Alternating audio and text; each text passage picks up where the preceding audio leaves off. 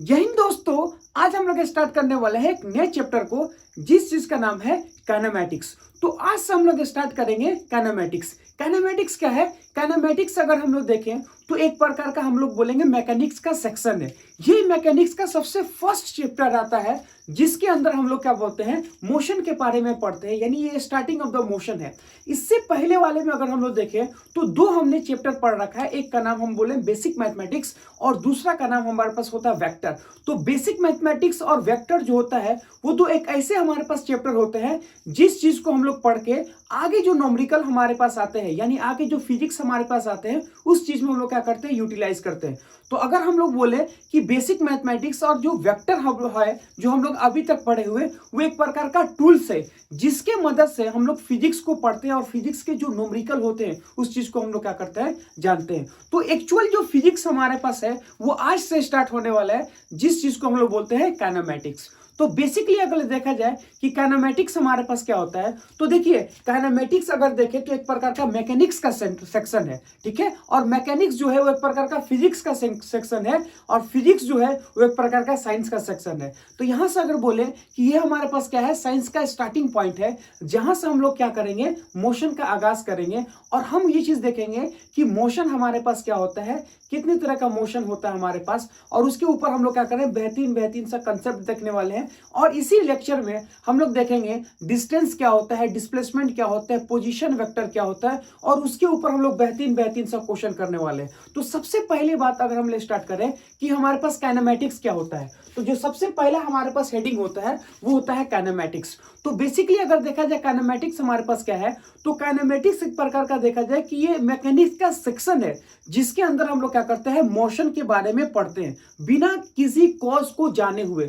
यानी कहने का मतलब ये है कि अगर सपोज मान लेते हैं कि हमारे बदन में कोई सा पेन हो रहा है, तो अगर हम सिर्फ उस पेन को महसूस करते हैं तो हम क्या कर रहे हैं, हम ये चीज बोले कि सिर्फ हमको पेन हो रहा है, हम उस चीज को महसूस कर रहे हैं, लेकिन उसका कारण क्या है ये चीज हमें पता ना है। बिना उसके कारण हम जाने हुए हम ये चीज बोल रहे हैं कि मेरे बदन में क्या है, पेन है। तो मैकेनिक्स काइनेमैटिक्स एक प्रकार क्या है, काइनेमैटिक्स एक प्रकार का मैकेनिक्स का सेक्शन है, जिसमें हम लोग कॉज को हटा के जो सिर्फ अगर हम लोग बात करें कि उसके इफेक्ट को देखते हैं। जैसे सपोज मान लो एक पार्टिकल एक पॉइंट से उठ के दूसरे पॉइंट पे जाता है, तो हम लोग ये सिर्फ देखेंगे कि एक पॉइंट से दूसरे पॉइंट पे गया है तो कितना डिस्टेंस चला है, कितना डिस्प्लेसमेंट चला है। हम ये कभी नहीं सोचेंगे कि एक पार्ट से जो दूसरे पॉइंट पे गया है, यानी एक पॉइंट से जो दूसरे पॉइंट पे गया है, तो किस कारण से किया है, कौन ऐसी चीज है जो उसको एक पॉइंट से दूसरे पॉइंट पे लेके जाता है। तो इस चीज को हम लोग बोलते हैं काइनेमैटिक्स। काइनेमैटिक्स के अंदर हम लोग क्या करते हैं कि सिर्फ उसके इफेक्ट को देखते हैं, लेकिन हम ये चीज नहीं देखते कि उसका कारण क्या है, उसका कॉज क्या है। जैसे हम लोग डिस्टेंस के बारे में पढ़ेंगे, डिस्प्लेसमेंट के बारे में पढ़ेंगे, स्पीड के बारे में पढ़ेंगे, वेलोसिटी के बारे में पढ़ेंगे, एक्सेलरेशन के बारे में पढ़ेंगे, चेंज इन पोजीशन के बारे में पढ़ेंगे। लेकिन हम ये चीज कभी नहीं सोचेंगे कि आखिर ये एक्सेलरेशन किसने पैदा किया, ये वेलोसिटी किसने पैदा किया, ये हम लोग के पास स्पीड किसने पैदा किया, है ना। या फिर बोलेंगे पोजीशन में जो चेंज हो रहा वो किसने किया, ये चीज हम लोग कभी नहीं पूछेंगे। हम लोग सिर्फ उसके इफेक्ट को देखेंगे, और उसके पैरामीटर होते हैं जो भी हमारे पास मैकेनिक्स के पैरामीटर, वो सारे चीज को हम लोग मेजर करेंगे। जैसे कितना किलोमीटर चला है, कितना मीटर चला है, कितना स्पीड है, कितने स्पीड से जा रहा, और उसके ऊपर जो इक्वेशन हमारे पास होता है, इन सारी चीज को डील करने को हम लोग बोलते हैं काइनेमैटिक्स। तो काइनेमैटिक्स मतलब होता है बिना कॉज के मोशन के बारे में स्टडी करना, उसको हम लोग बोलते हैं काइनेमैटिक्स। तो सबसे पहली बात अगर समझिए काइनेमैटिक्स क्या होता है, तो काइनेमैटिक्स एक प्रकार का फिजिक्स का ब्रांच है, जिसके अंदर हम लोग मोशन के बारे में पढ़ते हैं बिना किसी कॉज को जाने हुए, ठीक है। तो सबसे पहली बात करते हैं कि आज हमारा स्टार्टिंग पॉइंट है जहां से हम लोग एक्चुअल फिजिक्स को स्टार्ट कर रहे हैं। तो थोड़ा सा इंट्रोडक्शन हमने आपको दे रखा है, बोला क्या है, फिजिक्स क्या है। तो फिजिक्स हमारे पास अगर देखें तो क्या होता है, तो बेसिकली अगर देखा जाए तो फिजिक्स एक प्रकार का साइंस का ब्रांच है, जिसके अंदर हम लोग मैटर के बारे में पढ़ते हैं और उसकी एनर्जी के बारे में पढ़ते हैं, मैटर के बारे में पढ़ते हैं और एनर्जी के बारे में पढ़ते हैं। और जब मैटर और एनर्जी एक दूसरे से क्या करते हैं, इंटरेक्ट करता है, तो उनके बारे में हम लोग पढ़ते हैं। मतलब ऐसा समझो कि फिजिक्स में अगर बेसिकली अगर कोई चीज हम लोग पढ़ते हैं तो हम लोग क्या पढ़ते हैं, मैटर को पढ़ते हैं और उसके इंटरेक्शन को पढ़ते हैं, उस चीज को हम लोग बोलते हैं फिजिक्स। तो फिजिक्स हमारे पास क्या होता है, मैटर, और हम लोग बोलेंगे उससे मैटर, एनर्जी और उन दोनों के बीच का क्या होगा, इंटरेक्शन, उस चीज के अध्ययन को हम लोग क्या बोलते हैं, फिजिक्स पढ़ते हैं। जिसके अंदर हम लोग कोई भी चीज को पढ़ते हैं तो लॉज के हिसाब से पढ़ते हैं। कोई इंटरेक्शन हो रहा है, जैसे दो चार्जेस आपस में मिल रहे हैं, तो उसका हमारे पास एक लॉज होता है, किस फोर्स से मिल रहे हैं, है ना। एक चार्ज है उसके उसके चारों तरफ हमारे पास क्या होता है, एनर्जी होता है ना। तो हम ये चीज देखना चाहते हैं कि वो एनर्जी कितना है, उसको कैलकुलेशन हम लोग करना चाहते हैं। तो ये जो पैरामीटर है, जिस चीज से हम लोग कैलकुलेशन करते हैं या जिस चीज को हम लोग एक्सपीरियंस करते हैं, उस चीज को हम लोग क्या बोलते हैं, फिजिक्स बोलते हैं। जैसे सपोज मान लो पानी हमारा ऊपर से नीचे आ रहा, तो वो क्यों आ रहा, इस चीज को जानकारी के लिए हम लोग क्या करते हैं, फिजिक्स के लॉ को यूज करते हैं। दो मास आपस में रखे हुए हैं और दोनों के बीच में फोर्स लग रहे हैं, तो इस चीज के बारे में जानने के लिए हम लोग किसको यूज करते हैं, इस चीज के बारे में जानने के लिए हम लोग यूज करते हैं, आपको फिजिक्स यूज करते हैं। तो फिजिक्स हमारा क्या है, तो फिजिक्स एक प्रकार का देखा जाए तो ये साइंस का ब्रांच है जिसके अंदर हम लोग एनर्जी और उसके बीच की जो इंटरेक्शन है उस चीज को हम लोग पढ़ते हैं। तो यहां से अगर हम लोग डिफिनेशन सुनेंगे कि physics is the branch of science which deal with study of a material energy and interaction, है ना, एंड देयर इंटरेक्शन। हम लोग एनर्जी के मटेरियल के बारे में पढ़ते हैं, एनर्जी के बारे में पढ़ते हैं और उसके इंटरेक्शन के बारे में पढ़ते हैं। किसके, हम बोलेंगे जो उसका फिजिकल हमारे पास अगर देखेंगे, जो हमारे पास फिजिकल लॉज होता है, उन सारे के बेसिस पे हम लोग इस चीज को देखें। यानी जो हम लोग के पास हमारे पास लॉज होता है, उसके अकॉर्डिंग हम लोग चीजों को देखते हैं, मेजर करते हैं। ठीक है, अब हमारे पास आता है मैकेनिक्स। मैकेनिक्स हमारे पास क्या है, तो देखो मैकेनिक्स एक प्रकार देखा जाए तो ये फिजिक्स का सेक्शन है जिसके अंदर हम लोग क्या करते हैं कि मोशन और मोशन के इफेक्ट के बारे में जानने को हम लोग क्या बोलते हैं, मैकेनिक्स बोलते हैं। यानी कहने का मतलब है कि जैसे साइंस का हमारे पास क्या होता है, अलग अलग ब्रांचेस होते हैं,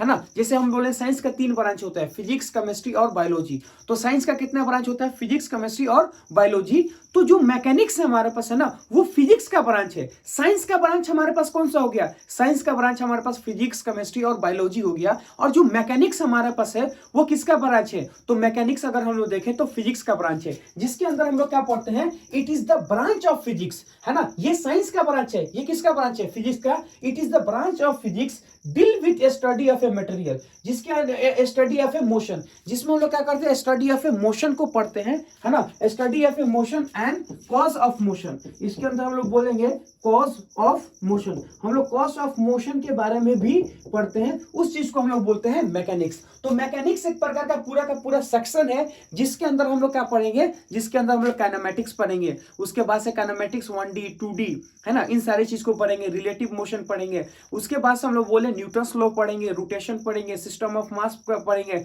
यानी इन सारे जो कॉम्बिनेशन होता है, जो सारे हम लोग एक सेक्शन में पढ़ते हैं, है ना, उस चीज को हम लोग क्या बोलते हैं, मैकेनिक्स बोलते हैं। तो मैकेनिक्स का अगर हम लोग देखें पार्ट हमारे पास कौन सा होता है, पार्ट ऑफ मैकेनिक्स। तो पार्ट ऑफ मैकेनिक्स में देखें तो हमारे पास 3 तरह का होता है। एक होता है हमारे पास काइनेमेटिक्स, दूसरा होता है हमारे पास डायनामिक्स और तीसरा हमारे पास होता है एनर्जेटिक। यानी कहने का मतलब है कि ये जो मैकेनिक्स है जिसके अंदर हम लोग पूरा Newton's law of motion, kinematics और हम लोग बोले system of particle, rotation motion पढ़ते हैं, तो उसका अगर बेसिक पार्ट देखा जाए तो हमारे पास क्या होता है, काइनेमेटिक्स, जिसके अंदर हम लोग क्या करते हैं, सिर्फ और सिर्फ हम लोग देखें तो सिर्फ और सिर्फ उसके इफेक्ट के बारे में देखते हैं, है ना, कितना डिस्प्लेसमेंट हो गया, कितना वेलोसिटी हो गया, कितना एक्सेलरेशन हो गया, तो उस चीज को हम लोग कहां पढ़ते हैं, काइनेमैटिक्स में पढ़ते हैं। जो डायनामिक्स हमारे पास होता है, ये जो हमारे पास डायनामिक्स है, तो डायनामिक्स में हम लोग क्या होता है, जो एक्चुअल में कॉज होता है, जैसे सपोज मान लेते हैं, है ना, तो एक्चुअल हमारे पास क्या बन जाएगा, अरे ये क्या हो गया मेरा भाई, है ना। तो एक्चुअली जो हम लोग कॉज के बारे में पढ़ते हैं उसको हम लोग क्या पढ़ते हैं, डायनामिक्स। तो इसमें हम लोग सिर्फ इफेक्ट के बारे में पढ़ते हैं, इसमें हम लोग उसके कॉज के बारे में पढ़ते हैं। कि सपोज मान लेते हैं एक ब्लॉक हमारे पास रखा है, अगर हम उसको अगर बोलेंगे एक जगह से दूसरे जगह जाता है, तो हम उसको रिसर्च करते हैं, हम उसको देखते हैं कि आखिर एक जगह से दूसरी जगह कैसे गया है, उसको जाने के लिए कौन कौन सा फोर्स लगाता है, कैसे लगाता है, इन सारी चीज को हम लोग देखेंगे। ठीक है, तो वो डायनामिक्स पार्ट हो गया। और जो तीसरा हमारे पास होता है, इस चीज को बोलते हैं हम लोग क्या बोलते हैं, एनर्जेटिक। एनर्जेटिक का मतलब अगर हम लोग देखें कि जिसमें हम लोग एनर्जी के बारे में पढ़ते हैं, जैसे पोटेंशियल एनर्जी हो गया, काइनेटिक एनर्जी हो गया, इन सारे चीज को हम लोग किसमें पढ़ते हैं, इन 40 चीज को देखें तो एनर्जेटिक में पढ़ते हैं। तो हम लोग अगर यहां से देखें तो काइनेमैटिक्स हमारे पास क्या है, काइनेमैटिक्स एक प्रकार का देखें तो हम लोग के पास एक प्रकार का सेक्शन होता है जिसके अंदर हम लोग क्या करते हैं, सिर्फ मोशन के बारे में पढ़ते हैं, मोशन के कॉज के बारे में पढ़ते हैं, लेकिन मोशन के इफेक्ट के बारे में नहीं पढ़ते। फिजिक्स हमारे पास क्या है, एक प्रकार का साइंस का ब्रांच है जिसके अंदर हम मटेरियल, एनर्जी और उसके बीच का इंटरेक्शन को पढ़ते हैं। मैकेनिक्स क्या है हमारे पास, तो मैकेनिक्स अगर देखें तो हमारे पास एक प्रकार का फिजिक्स का ब्रांच है, जिसके अंदर हम लोग क्या करते हैं, जिसके अंदर हम लोग मोशन और मोशन के कॉज और इफेक्ट दोनों के बारे में पढ़ते हैं। इस मैकेनिक्स का जो हमारे पास बेसिक पार्ट होता है वो होता है काइनेमैटिक्स, डायनामिक्स और एनर्जेटिक। काइनेमैटिक्स हमारे पास क्या होता है, जिसके अंदर हम बिना कॉज के जाने हुए इफेक्ट को देखते हैं, और डायनामिक्स में हम लोग क्या करते हैं, उसके कॉज के बारे में देखते हैं कि आखिर इसका हमारे पास कि कौन ऐसा कॉज है, जैसे कोई पार्टिकल सर्कुलर मोशन में घूम रहा है तो वो क्यों घूम रहा है, वो हम लोग कहाँ पढ़ते हैं, डायनामिक्स में पढ़ते हैं। और फिर एनर्जेटिक के बारे में पढ़ते हैं कि अगर पार्टिकल यहां से यहां जाता है तो उसका एनर्जी कितना बढ़ जाता है, या फिर यहां से यहां आता है तो एनर्जी कितना बढ़ जाता है। कोई पार्टिकल m मास का v वेलोसिटी से जा रहा तो उसके पास कितना एनर्जी है, वो चीज हम लोग पढ़ेंगे किसमें, एनर्जेटिक में। उसके अगला पॉइंट हमारे पास आता है काइनेमैटिक्स। तो काइनेमैटिक्स को हम पहले डिफाइन कर चुके हैं, फिर भी क्या बोला सुन लिए, बोला kinematics is the branch of mechanics which deal with a study of a motion without knowing its cause। यानी काइनेमैटिक्स एक प्रकार का क्या होता है, मैकेनिक्स का ब्रांच है, जिसके अंदर हम लोग बिना किसी कॉज को जाने हुए पढ़ते हैं, उसको बोलते हैं काइनेमैटिक्स। अगला हमारे पास जो पॉइंट आता है जो बहुत इंपॉर्टेंट है, वो हमारे पास क्या बोलता है, रेस्ट एंड हमारे पास होता है rest. What do you mean by the rest? तो रेस्ट अगर हम लोग देखें क्या होता है, रेस्ट का मतलब होता है रुका हुआ। अब ये जो रुका हुआ हमारे पास शब्द होता है, वो एक बहुत मतलब बोलते हैं ना कि डिफिकल्ट वर्ड होता है ना। क्यों इस डिफिकल्ट वर्ड होता है, हम ये चीज बोलेंगे। हम इसलिए बोलते हैं कि हमारे लिए कोई ऑब्जेक्ट रुका होता है और वही किसी दूसरे के लिए ऑब्जेक्ट क्या होता है, चलता हुआ नजर आता है। तो एक चीज हम लोग को ये चीज समझ में आ रहा है कि एक ही ऑब्जेक्ट है, किसी के लिए चलता हुआ नजर आता है और किसी के लिए रुका हुआ नजर आता है। तो मैं ये चीज बोलूंगा कि आखिर रेस्ट क्या है। तो रेस्ट को ऐसे डिफाइन किया गया है कि किसी भी ऑब्जर्वर के हिसाब से, ऑब्जर्वर कौन होता है, तो ऑब्जर्वर वो होता है जो किसी चीज को ऑब्जर्व करता है। जैसे मैं अभी इस चीज को देख रहा हूं, अगर मैं इस चीज को देख रहा हूं तो मैं क्या है, मैं ऑब्जर्वर हूं। जैसे मैं ऐसे बोलूंगा कि मैं इस पेन को देख रहा हूं, तो मैं इस पेन को देख रहा हूं तो क्या है, पेन रुका हुआ है। लेकिन जो पृथ्वी के बाहर से देखता है, अर्थ के बाहर से देखेगा, तो ये पेन क्या हुआ, घूमता हुआ नजर आएगा। या सपोज मतलब मैं यहां पे रखा हूं, कोई पार्टिकल या फिर कोई चीज अगर यहां से मूव करेगा तो उसे ये लगेगा कि ये कहां जा रहा, पीछे की तरफ जा रहा। तो रुका हुआ चीज जो होता है वो डिपेंड करता है कि ऑब्जर्वर कौन है ना। तो रेस्ट हो या मोशन हो, दिस डिपेंड ऑन द, हमारे पास क्या होता है, वो डिपेंड करता है ऑब्जर्वर के बारे में। तो रेस्ट क्या होता है, पहले उसका डिफिनेशन देखिए।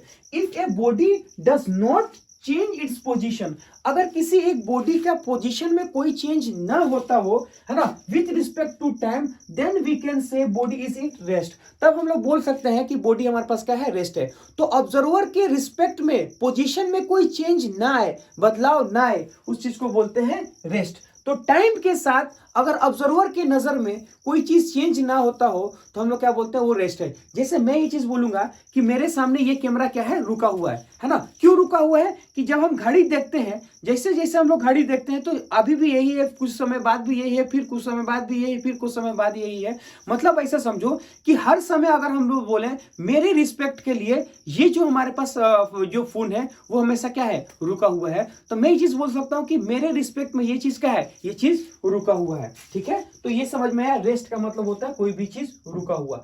ठीक है, with respect to observer and with respect to time. अब सुनिए, मैं बोलूंगा मोशन हमारे पास क्या है, if a body is change its position with respect to time, then we can say body is in motion. अगर ऑब्जर्वर के रिस्पेक्ट में, अगर ऑब्जर्वर के रिस्पेक्ट में पोजीशन का चेंज होता हो, टाइम के रिस्पेक्ट में, अगर ऑब्जर्वर के रिस्पेक्ट में पोजीशन का चेंज होता हो टाइम के रिस्पेक्ट में, तब हम लोग क्या बोलते हैं, तब हम लोग ये चीज बोलेंगे कि ये हमारे पास क्या बन जाता है, ये हमारे पास बन जाता है मोशन, है ना। अब इस चीज को समझने के लिए हम लोग देखेंगे तो हमने क्या किया, एक सिचुएशन ले रखा है। ये चीज देखिएगा, मोशन के मतलब क्या होता है उसको समझिए। जैसे ये चीज बोलेंगे कि हमारे पास क्या है, एक प्रकार का ऑब्जेक्ट है। ये जो हमारे पास ऑब्जेक्ट है जिसको बोलते हैं हम लोग सी, तो सी एक नाम है जिसका हमारे पास देखें तो वो हमारे पास क्या है, रुका हुआ है। तो ये जो सी ऑब्जेक्ट है वो एट रेस्ट पे है, जिसका वेलोसिटी हमारे पास क्या है, 0 है। और ये एक प्रकार का देखें तो एक प्रकार का हमारे पास कार होता है या कार्ट होता है, जिसके अंदर क्या है, 2 आदमी बैठा है, एक आदमी ए है, एक आदमी बी है। मतलब पूरे सिनेरियो में देखें तो हमारे पास तीन आदमी है, एक हमारे पास जो है वो सी है, दूसरा हमारे पास ए है और तीसरा हमारे पास क्या है, बी है। ये जो सी हमारे पास है वो ग्राउंड पे खड़ा हुआ है और रुका हुआ है। ये चीज हमारे पास क्या है, ये हम बोलेंगे, ये प्रश्न हमारे पास अगर देखें तो ये हमारे पास हो जाएगा ग्राउंड। तो एक जो चीज हमारे पास अगर देखें तो हमारे पास क्या बन गया कि एक जो सी है वो ग्राउंड पे खड़ा हुआ है, दो ऑब्जेक्ट v वेलोसिटी से जाता है। अब अगर हम ये चीज देखें कौन सी चीज रुका हुआ है, कौन सी चीज हमारे पास चल रहा है, तो वो चीज देखो। तो सबसे पहली बात है कि अगर ऑब्जर्वर को हम सी मान ले, सी मानने का मतलब ऐसे समझो कि सी हमारे पास जो ऑब्जर्वर है उसको हम लोग बोलेंगे। तो मैं यहां से बोलूंगा कि सी जो हमारे पास है वो ऑब्जर्वर है ना। सी हमारे पास क्या है, वो एक प्रकार का ऑब्जर्वर है।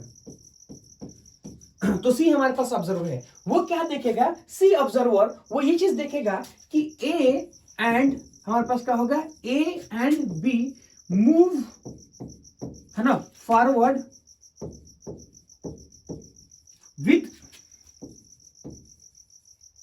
है ना, विथ वेलोसिटी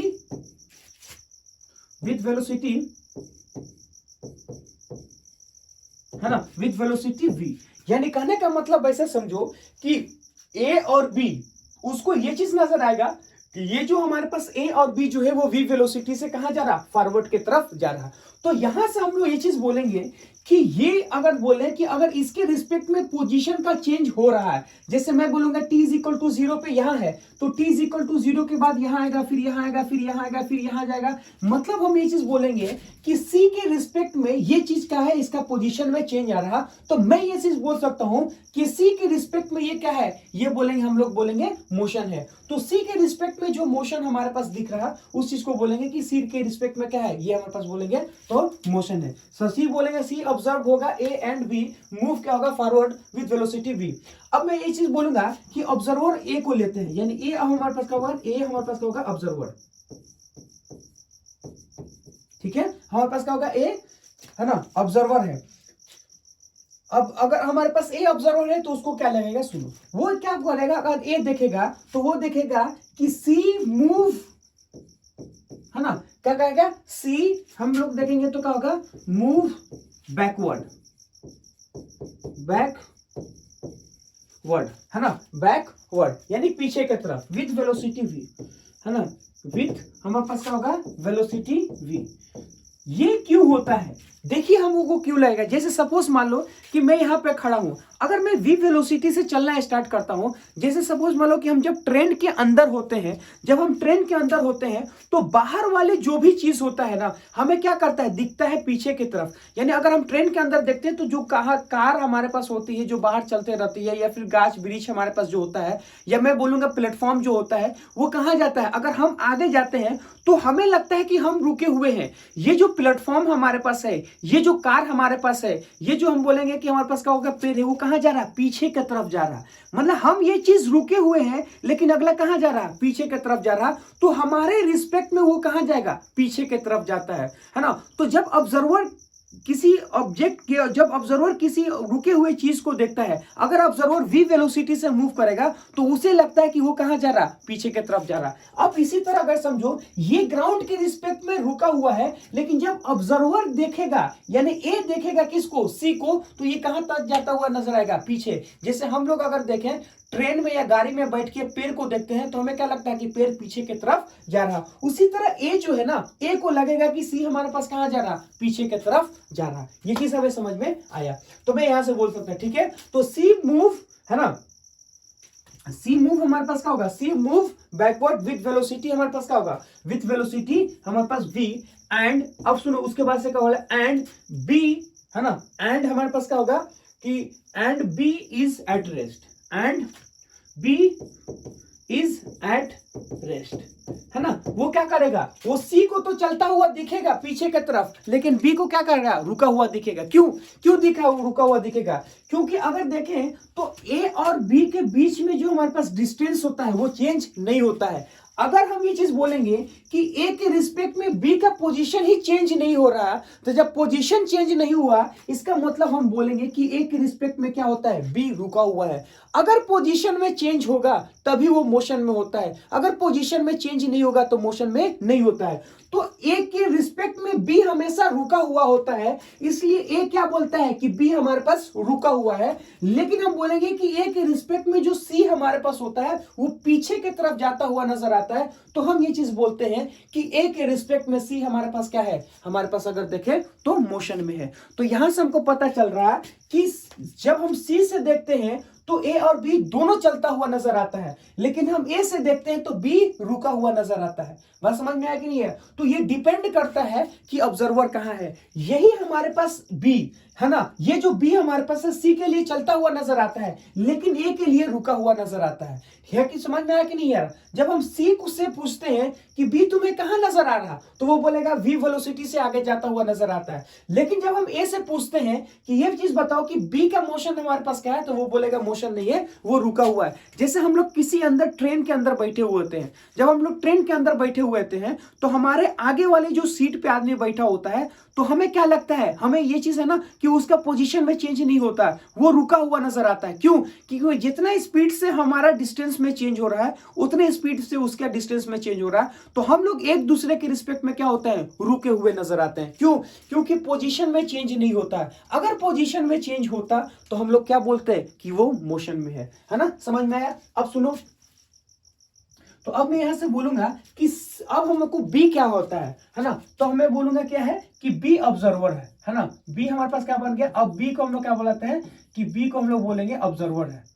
समझ में आया कि नहीं है? बी ऑब्जर्वर है ना, बी हमारे पास क्या है, ऑब्जर्वर है। अगर बी हमारे पास ऑब्जर्वर है तो वो क्या ऑब्जर्व करेगा, है ना, तो वो बोलेगा कि सी इज, है ना, सी इज, वो क्या ऑब्जर्व करेगा, सुनिए, वो बी ऑब्जर्वर है ना, तो वो क्या ऑब्जर्व करेगा कि सी इज, है ना, सी इज क्या होगा, मूव बैकवर्ड, है ना। हमारे पास क्या लग रहा है, सी इज मूव बैकवर्ड। सी हमारे पास क्या होता है, पीछे की तरफ मूव कर रहा है, सी मूव बैकवर्ड, बट, है ना, ए सी मूव बैक, है ना, backward, backward with velocity, with हमारे पास क्या होगा, विथ वेलोसिटी वी, बट, है ना, बट अगर हम बोले ए इज हमारे पास क्या होगा, बट ए, है ना, बट ए इज एट, है ना, एट रेस्ट, है ना, बट ए हमारे पास क्या होगा, एट रेस्ट होगा। ये हमारे पास क्या बन जाएगा, हमारे पास अगर देखें तो एट रेस्ट है, ठीक है। तो ए के रिस्पेक्ट में हमारे पास क्या अगर देखेंगे, है ना, बी के रिस्पेक्ट में ए हमारे पास रुका होता है, लेकिन सी हमारे पास क्या करता है, मूव करता है। मतलब हम ये चीज देखेंगे कि किसी एक के लिए कोई चीज चलता हुआ नजर आता है, किसी एक के लिए कोई चीज रुका हुआ नजर आता है। जैसे सी से अगर हम लोग पूछेंगे तो ए और बी दोनों चलता हुआ नजर आता है, लेकिन जब हम ए से पूछते हैं तो ए ये चीज बोलता है कि बी रुका हुआ है, लेकिन वही सी से पूछते तो बी कहता है आगे की तरफ चलता है। तो सी के लिए बी रुका हुआ है, लेकिन ए के लिए बी नहीं, सी के लिए बी चलता हुआ नजर आता है, लेकिन ए के लिए बी क्या है, रुका हुआ है। उसी तरह हम बोलेंगे कि बी के लिए सी क्या है, चलता हुआ नजर आता है, लेकिन बी के लिए ए क्या है, रुका हुआ है। तो मैं ये चीज बोलता हूं कि एक ही ऑब्जेक्ट है, किसी के लिए रुका है और किसी के लिए चलता है। बी हम लोग देखेंगे तो सी के लिए चल रहा है पर ए के लिए रुका है। तो मैं यहां से बोलूंगा, क्या बोलूंगा कि सुनो, मैं चीज बोलूंगा कि rest and motion is combined property of object and observer. क्यों? ये डिपेंड करता है ऑब्जेक्ट एंड ऑब्जर्वर पे। क्यों? क्योंकि अगर देखें सी से पूछते हैं तो बी चलता हुआ नजर आता है, लेकिन ए से पूछते हैं तो बी रुका हुआ नजर आता है। तो मैं ये चीज बोलूंगा कि rest and motion, rest and, है ना, रेस्ट एंड हमारे पास क्या होगा, rest and motion is combined property, इस हमारे पास क्या बन गया, कंबाइंड प्रॉपर्टीज इज, है ना, इस हमारे पास क्या बन गया, combined property of combined properties of object and observer, object and हमारे पास क्या होगा, object and observer, object and observer, है ना। ये combined property of object and observer, observer और ऑब्जेक्ट पे डिपेंड करता है कौन सी चीज चलता है और कौन सी चीज रुका हुआ आता है। अगले हम ये चीज बोल सकते हैं कि नो एब्सोल्यूट मोशन या नो एब्सोल्यूट हमारे पास बोलेंगे क्या बोला, रेस्ट। कोई चीज एब्सोल्यूट हमारे पास ना रेस्ट में है और ना वो चलता हुआ। जैसे सपोज मान लो कि पूरा ब्रह्मांड किस चीज से बना है, तो पूरा ब्रह्मांड अगर देखेंगे तो छोटे छोटे आइटम से बना, बना हुआ है। और वो जो छोटा छोटा आइटम होता है उसके अंदर भी क्या होते हैं, इलेक्ट्रॉन होते हैं, प्रोटॉन होते हैं और न्यूट्रॉन होते हैं, और वो भी क्या करते हैं, वो भी मूव करते हैं। इसका मतलब ऐसा समझो कि दुनिया की हर एक चीज के अंदर क्या है, मोमेंट है, यानी मोशन है। तो मैं चीज बोलूंगा कि कोई भी चीज क्या होता है, नो एब्सोल्यूट रेस्ट या नो एब्सोल्यूट मोशन। तो मैं बोलूंगा कि देयर इज ए नो, है ना, देयर इज नो एब्सोल्यूट, है ना, absolute motion and rest, motion and, हमारे पास क्या होगा, there is no absolute motion and rest. कोई ना हमारे पास एब्सोल्यूट मोशन में है ना रेस्ट में है ना। ऑल आर द हमारे पास क्या होगा, एक दूसरे के लिए मूव भी कर सकते हैं और रुके भी रह सकते हैं। अब अगला जो हमारे पास आता है frame of reference. Frame of reference का मतलब क्या होता है, उस चीज को देखेगा तो फ्रेम ऑफ रेफरेंस मतलब होता है कि जिस जगह से हम लोग बैठ के किसी ऑब्जेक्ट को देखते हैं उस चीज को बोलते हैं फ्रेम ऑफ रेफरेंस। जैसे सपोज मान लो मैं ये चीज बोलूंगा कि अगर मैं ट्रेन के अंदर बैठा हूं, अगर हम ट्रेन के अंदर बैठे हैं तो हमारे लिए वो क्या है, वो जो ट्रेन हमारे पैर से है वो फ्रेम ऑफ रेफरेंस है। फ्रेम ऑफ रेफरेंस इसलिए हम उस चीज को बोल सकते हैं क्योंकि हम उसके रिस्पेक्ट में बाहर वाले चीजों को हम लोग क्या करते हैं, देखते हैं। तो फ्रेम ऑफ रेफरेंस का मतलब होता है जिस जगह पे ऑब्जर्वर बैठ के किसी ऑब्जेक्ट को एनालाइज करता हो या किसी ऑब्जेक्ट को ऑब्जर्व करता हो, उस फ्रेम को हम लोग क्या बोलते हैं, फ्रेम ऑफ रेफरेंस बोलते हैं। तो फ्रेम ऑफ रेफरेंस का सिंपल सा मतलब ऐसा समझो कि जब हम लोग किसी भी ऑब्जेक्ट, किसी भी फ्रेम के अंदर, किसी भी जगह पे हम लोग बैठ के किसी को ऑब्जर्व करते हैं तो वो जिस चीज पे हम लोग बैठ के ऑब्जर्व करते हैं उसी चीज को क्या बोलते हैं, फ्रेम ऑफ रेफरेंस। जैसे ट्रेन पे बैठ के हम लोग किसी भी बाहर वाले, है ना, बाहर वाले हम लोग बोलेंगे कि कार को देखना हो, बाहर अगर बोले हम लोग पेड़ को देखेंगे तो हम ये चीज बोलेंगे वो जो ट्रेन हमारे लिए है वो हमारे लिए क्या बन गया, वो हमारे लिए अगर देखेंगे तो वो हमारे लिए फ्रेम ऑफ रेफरेंस बन गया। जैसे मैं अपने दोस्त के बाइक पे बैठा हूं तो जब मैं दोस्त के बाइक पे बैठा हूं तो अगर मैं किसी चीज को ऑब्जर्व कर रहा हूं तो मेरे लिए फ्रेम ऑफ रेफरेंस कौन सा है, तो मेरे लिए फ्रेम ऑफ रेफरेंस अगर देखें तो हमारे पास होता है बाइक। यानी किसी भी जगह पे बैठ के किसी ऑब्जेक्ट को देखना या किसी पार्टिकल या किसी चीज को ऑब्जर्व करना, उस चीज को बोलते हैं फ्रेम ऑफ रेफरेंस। यानी जिस चीज पर बैठ के किसी चीज को देखोगे उसी चीज को बोलते हैं फ्रेम ऑफ रेफरेंस। तो फ्रेम ऑफ रेफरेंस हमारे पास होता है जहां पे बैठ के किसी चीज को एनालाइज करना। अब ये क्या होता है सुनिए, एक coordinate system, frame of reference को क्या बताया गया, एक coordinate system with a clock attached. यानी कहने का मतलब है कि एक हमारे पास कोऑर्डिनेट सिस्टम होगा। कोऑर्डिनेट सिस्टम का मतलब ऐसे समझो कि ये हमारे पास क्या है, 0,0 है। अगर मैं ये चीज बोलूंगा कि इस पार्टिकल के हिसाब से अगर बोले कि कोई हमारे पास पी पॉइंट है ना, ये हमारे पास बन गया पी पॉइंट एक्स वाई और ये हमारे पास क्या बन गया जेड। यानी कहने का मतलब है कि फ्रेम ऑफ रेफरेंस का मतलब होता है कि जिस भी फ्रेम पे आप बैठ जाओ वहां पे आपको क्या करना है, एक क्लॉक और एक कोऑर्डिनेट को सेट कर देना है। मतलब ऐसे समझो कि जिस पॉइंट पे आप बैठोगे वहां पे क्या मानना है, आपको 0 मानना है और उसके रिस्पेक्ट में चीजों को देखना है और उसके रिस्पेक्ट में क्या करना है, चीजों को मेजर करना है। तो फ्रेम ऑफ रेफरेंस का मतलब होता है कि जब हम लोग किसी भी फ्रेम में बैठ जाते हैं और उस फ्रेम में बैठ के ये जो हमारे पास कोऑर्डिनेट सिस्टम है और क्लॉक है, हम वहां क्या करते हैं, अटैच्ड कर देते हैं और उसके रिस्पेक्ट में हम लोग देखना स्टार्ट कर देते हैं। ठीक है, फ्रेम ऑफ रेफरेंस का मतलब होता है एक कोऑर्डिनेट सिस्टम, ये हमारे पास coordinate system with a clock attached to it an observer observe particle या ऑब्जेक्ट फ्रॉम दिस फ्रेम। यानी जिस फ्रेम पे वो बैठ के वहां पे कोऑर्डिनेट अपने क्या करता है, हम बोलेंगे कि कोऑर्डिनेट सिस्टम को सेट करता है और उसके रिस्पेक्ट में किसी चीज को देखता है तो उस चीज को हम लोग क्या बोलते हैं, उस चीज को बोलेंगे हम लोग फ्रेम ऑफ रेफरेंस। ये चीज हमारे पास बन गया फ्रेम ऑफ रेफरेंस। अब हम ये चीज बोलेंगे कि मान लेते हैं ये पार्टिकल यहाँ पे है, ग्राउंड पे है और ये रुका हुआ है। ठीक है, मैं चीज बोलूंगा कि ये ग्राउंड पे है और रुका हुआ है तो ये हमारे पास क्या बनेगा, ये हमारे पास बोलेंगे हमारे पास बन गया ग्राउंड है ना। ये जो हमारे पास आर बनता है वो हमारे पास क्या बन गया, ग्राउंड, है ना। ये जो हमारे पास क्या बन गया, आर जो हमारे पास है वो क्या है, ग्राउंड है। ये चीज हमारे पास हो गया ग्राउंड। अब हम ये चीज बोलेंगे किसी हमारे पास क्या है, ग्राउंड है, तो हम बोलेंगे ये इसके लिए क्या है, इसके लिए फ्रेम ऑफ रेफरेंस है। तो मैं ये चीज बोलूंगा ग्राउंड इज फ्रेम ऑफ, है ना, ग्राउंड इज हमारे पास क्या बन गया, फ्रेम ऑफ, ग्राउंड इज हमारे पास क्या बन गया, फ्रेम, है ना, फ्रेम ऑफ हमारे पास बन गया रेफरेंस, है ना, फ्रेम ऑफ रेफरेंस। तो ग्राउंड इज ए क्या होगा हमारे पास, फ्रेम ऑफ रेफरेंस। ग्राउंड हमारे पास क्या है, एक प्रकार का फ्रेम ऑफ रेफरेंस है, जहां पे हम लोग क्या करेंगे, इस कोऑर्डिनेट को सेट कर देते हैं। तो सी के लिए क्या है, ग्राउंड फ्रेम ऑफ रेफरेंस है ना। Ground is frame of reference for C, है ना, फॉर सी। क्यों, क्योंकि जैसे सपोज वाला हम है, अगर हम इस चीज को आपको देख रहे, जैसे हम लोग बोले इस कैमरे को देख रहे हैं, तो हमारा फ्रेम ऑफ रेफरेंस क्या है, हमारा फ्रेम ऑफ रेफरेंस ये ग्राउंड पे है। जैसे सपोज वाला हम ग्राउंड पे खड़े होके ट्रेन को देखते हैं, कार को देखते हैं, तो जो ग्राउंड होता है ना, ग्राउंड, वो हमारे लिए क्या बन गया, फ्रेम ऑफ रेफरेंस, क्योंकि हम वहीं पे देख के और हम चीजों को बताते हैं। जैसे सपोज मान लो कि मैं यहाँ पे हूं, तो मेरे लिए ये जो ग्राउंड है वो क्या है, फ्रेम ऑफ रेफरेंस है। और मैं यहां से बोलूंगा कि ट्रेन, अगर सपोज मान लो सिवान स्टेशन जो हमारे पास है वो 15 किलोमीटर है। क्यों, मैं पहले यहां पे जीरो माना हूं, फिर इस जीरो मानने के बाद से हम बताए हैं। जैसे सपोज मान लो कि हम स्टेशन के सामने खड़े होके पूछे कि स्टेशन हमारे पास कितना है ना, और फिर मैं एक बार यहां से पूछूं कि स्टेशन कहां है, तो मैं जब ट्रेन के सामने, जब स्टेशन के सामने खड़े रहेंगे, तो अगर तुम मुझे कितना दूर है, तो मैं बोलूंगा कि 100 मीटर है, 150 मीटर है, 300 मीटर है। और मैं यहां से पूछूंगा कितना है, तो मैं बोलूंगा 15 किलोमीटर है।